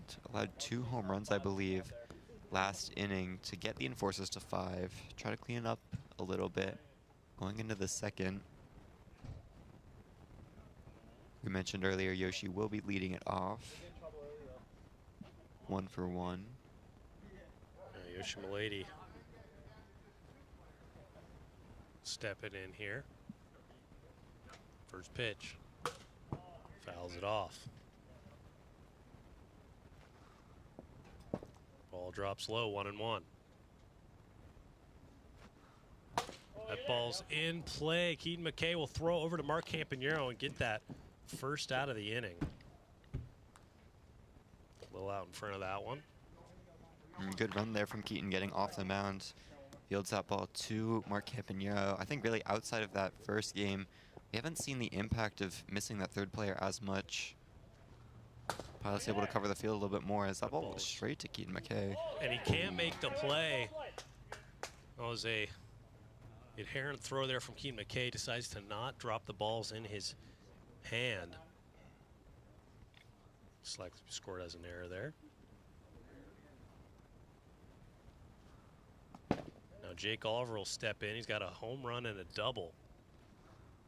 Could he be the first player to complete the AWA cycle? Unlikely, but anything's possible.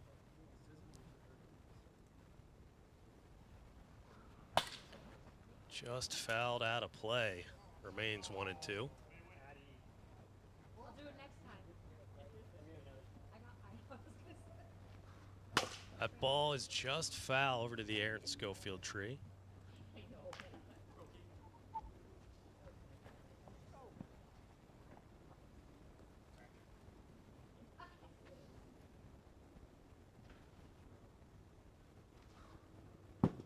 inside, evens it up 2-2.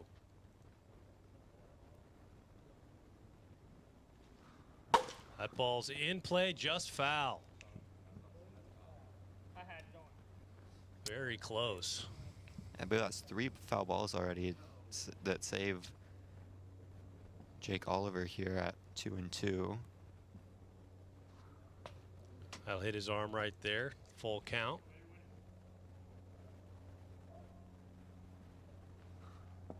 And that'll drop low. So a nice at-bat right there. And the go-ahead run will come to the plate in the form of Josh Gradwall. Josh trying to help his team out offensively here. One of the season 5 home run hitters. Looks at ball 1.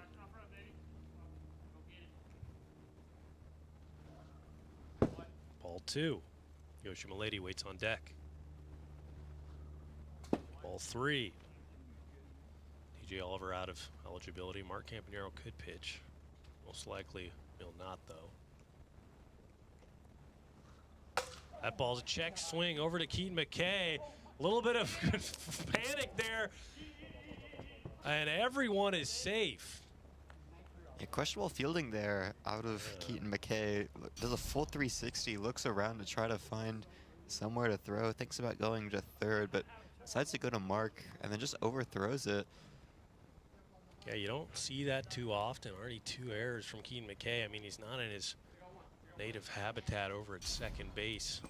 Playing pitchers, that's a ball 1. Strike right there, 1-1. That ball is popped up over to DJ Oliver. He'll make the catch. Jake Oliver wisely decides not to run. DJ Oliver, one of the guys that for sure can throw out a runner at third. Definitely could utilize his pitching arm, get it all the way back. I believe one of our strongest pitchers in the league. Even though we do have the speed cap. Definitely could go above that if he needed to. Isaac Van Horn trying to get Jake Oliver 40 feet away in to tie this game up.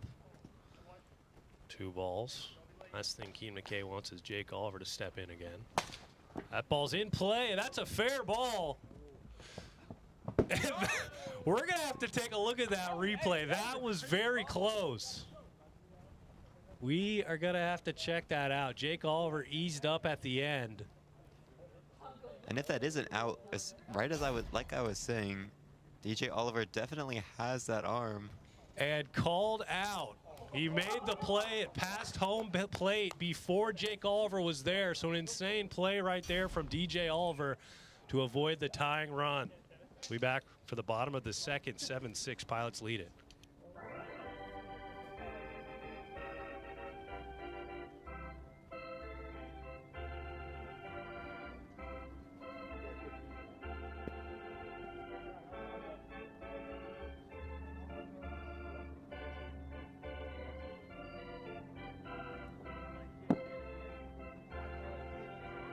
So Keaton McKay will lead it off. He's 1 for 1 with 2 walks and a single. And he was able to get out of that inning with only 1 run of damage. He maintains the lead for the Pilots. Trying to attack on some insurance runs to close it out in the top half of the third. But I had to come around the tree too, and I just went like. Trying to help himself out here offensively, as he will likely still be on the mound. Like you said, Mark Campanero definitely not going to step in to that relief role unless things get extremely dire. I'd say the only way for Mark to get in there is if some kind of injury. Keaton McKay, I don't think that's going to happen. There's a nice pitch right there. 1-1. Swinging through that one. 1-2.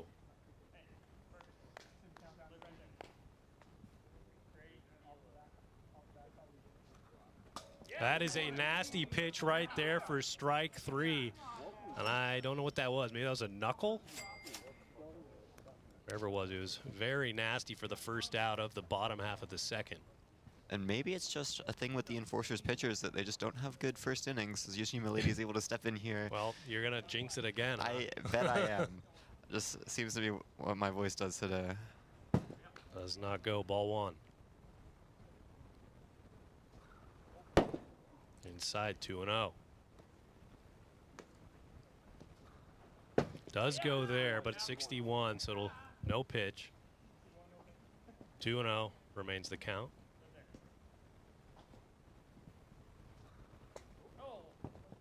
It's his arm right there, 3-0. It's tough to tell if it hits the knob or the hand. That'll be a 4-pitch walk. So Mark Campanero is on. Well, wait one more batter to see if I want to take back my statement, because Mark Campanero, having him walk is not that absurd. Well, the best hitter today for the Pilots steps in, DJ Oliver. Got 7 home runs to tie a career high. 3 home runs today. 2-0. Does not go. 3-0. Good news for the Enforcers, they do have Jake Oliver if they want to use him, and that's a 4-pitch walk. Okay, I'll take back my statement now. So 2 on, 1 out. Keaton McKay will step right back in after that nasty strikeout. So I might have to turn on the lights here shortly.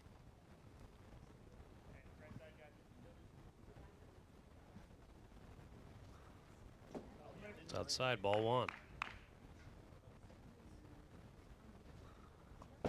Slow, 2-0.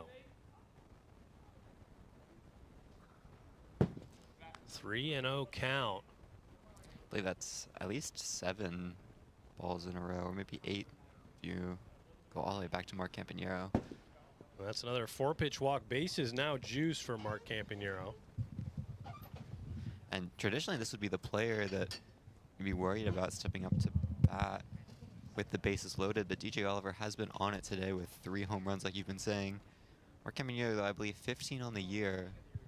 Still one of our stronger batters. Has always pretty much been in that conversation for Silver Slugger throughout all the years he's played. I believe took it home last year. And Mark Campanero looks at a first pitch ball, knuckleball. 2-0, so 10 straight balls from Yoshi here with the bases loaded.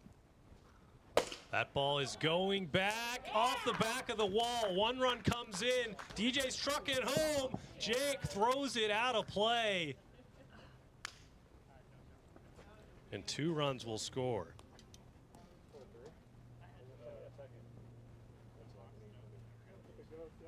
Oh yeah, 3 runs come home with oh no, because there's a ghost runner, right? Mark would be at second. Yeah, 2 runs score. All right, so official call, 2 runs will come in. The ghost runner will turn into Keaton McKay at third. Mark Campanero will be at second. DJ Oliver will step up to bat now. He just missed that knuckleball, middle of the plate. DJ's going to want that one back. That ball's popped up to Yoshi. He'll make the play for the second out. So much needed out. Now the lineup will turn over to Keaton McKay. And if Yoshi can figure out a way to get Keaton right here, 3 runs is pretty doable, judging by what we've seen in the first couple innings. 2-0.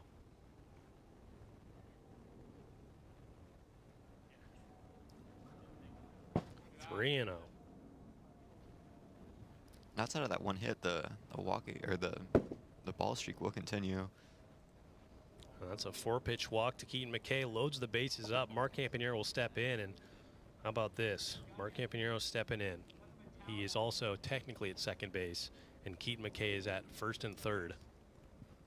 It's one of the more interesting base lineups. Now, where's DJ at? Mark Campanero had himself a day. He's got a home run. 2 doubles. Just needs a single.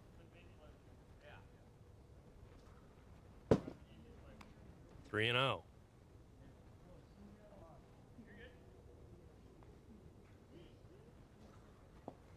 And that'll be a walk. 10 runs now for the Pilots. The third run comes across.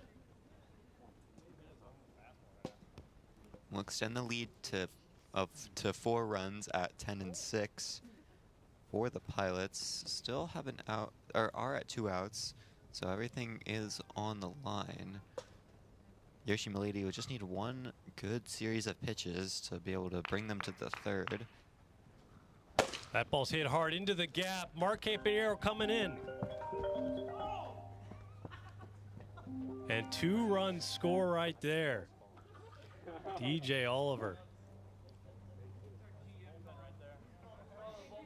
We've seen quite a few hits back there to the deep part of the left field. Multiple of those have turned into doubles, if not all of them. 2 runs will come home again.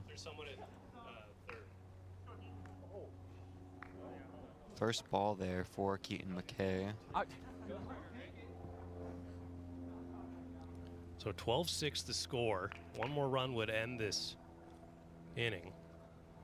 That ball's in the gap. Mark's going to come in, and that'll end the inning right there. 6-run cap, and we head to the top of the third. Pilots trying to close this thing out. We had score runs anyways.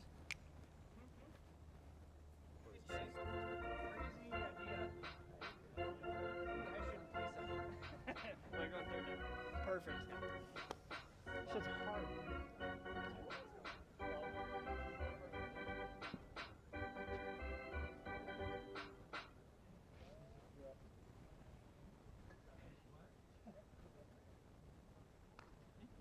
Looking at the championship banners, a new champion will be crowned starting August 25th. Postseason begins. So Jake Oliver will lead it off. That'll be a foul ball, trying to mount a comeback.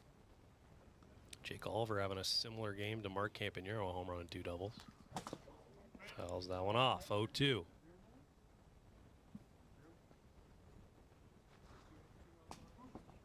One and 2.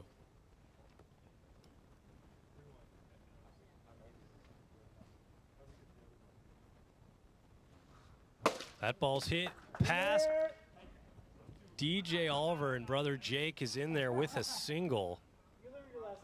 4 for 4 day, and no matter how this series turns out, Jake Oliver going into the postseason absolutely hot offensively. Josh Gradwell stepping in, looks at ball 1. A good awareness, though, from Mark Campanero, I believe, defensively, as that will be a 54-mile-per-hour strike. Going over to cover second base, knowing that the ball wouldn't be able to get to first base in time. Jake Oliver did go for that run for second. Mark would have been there to cover. Swing in there, 2 and 2. Just misses. Full count to Josh Gradwell.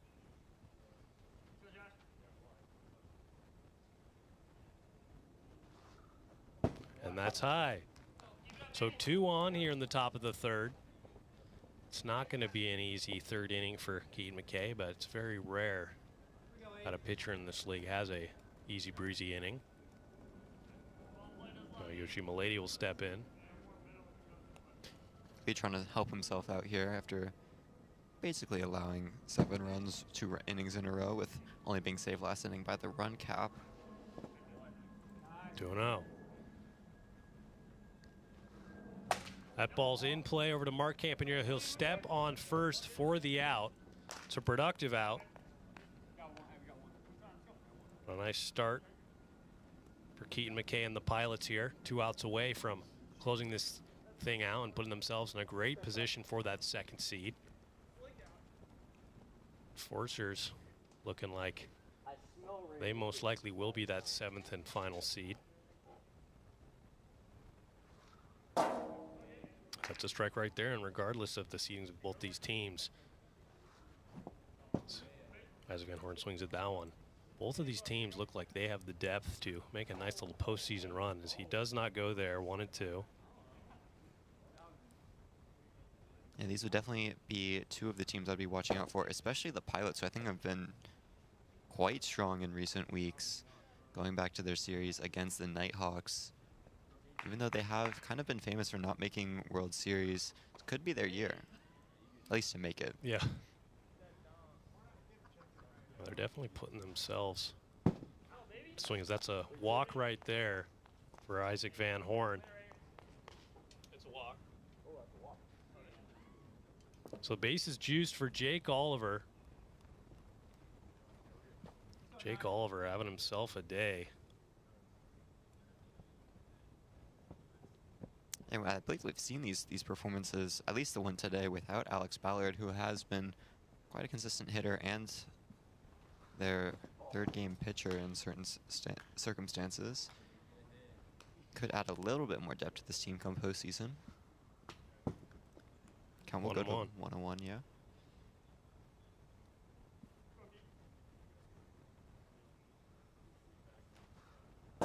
It's a nasty pitch right there, 1-2 count. A little bit of a check swing.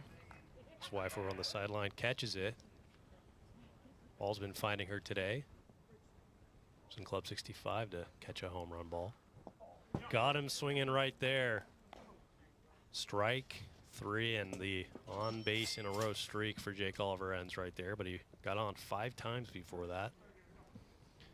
The Enforcers find themselves down to the final out of their 2025 regular season campaign.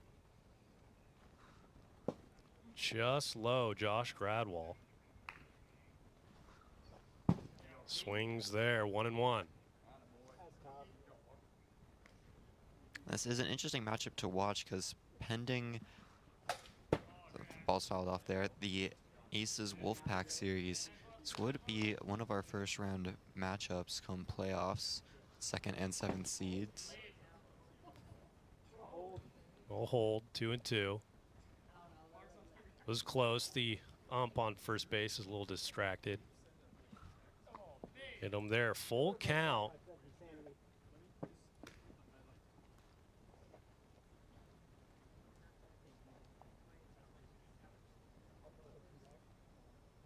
Ian McKay trying to get this Pilots team their best chance to get that 2nd seed.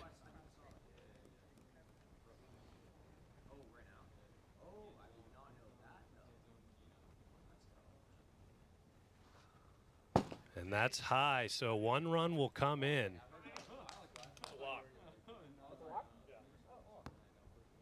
Players seem to be losing track of the count. Yeah, they're just trying to hit, but 7-13 now the score. And Yoshi Milady will step in. Big home run threat. He's got 6 home runs this year. Does not go. 2-0. 3-0. Isaac Van Horn on deck. There's a strike right down the middle. 3-1. Had the red light right there. That ball is a foul ball. Go to full count. Runners will return back.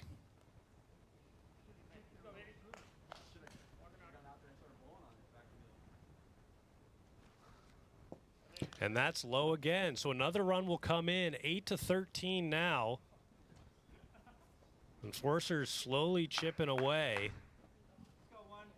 Pressure starting to mount for Keaton McKay on the mound. Every walk that comes in is 1 run closer than the Enforcers have to coming back in this series. Van Horn been pretty prolific in the box today. There's a strike right there, evens it up. 1-1. Another strike, 1-2.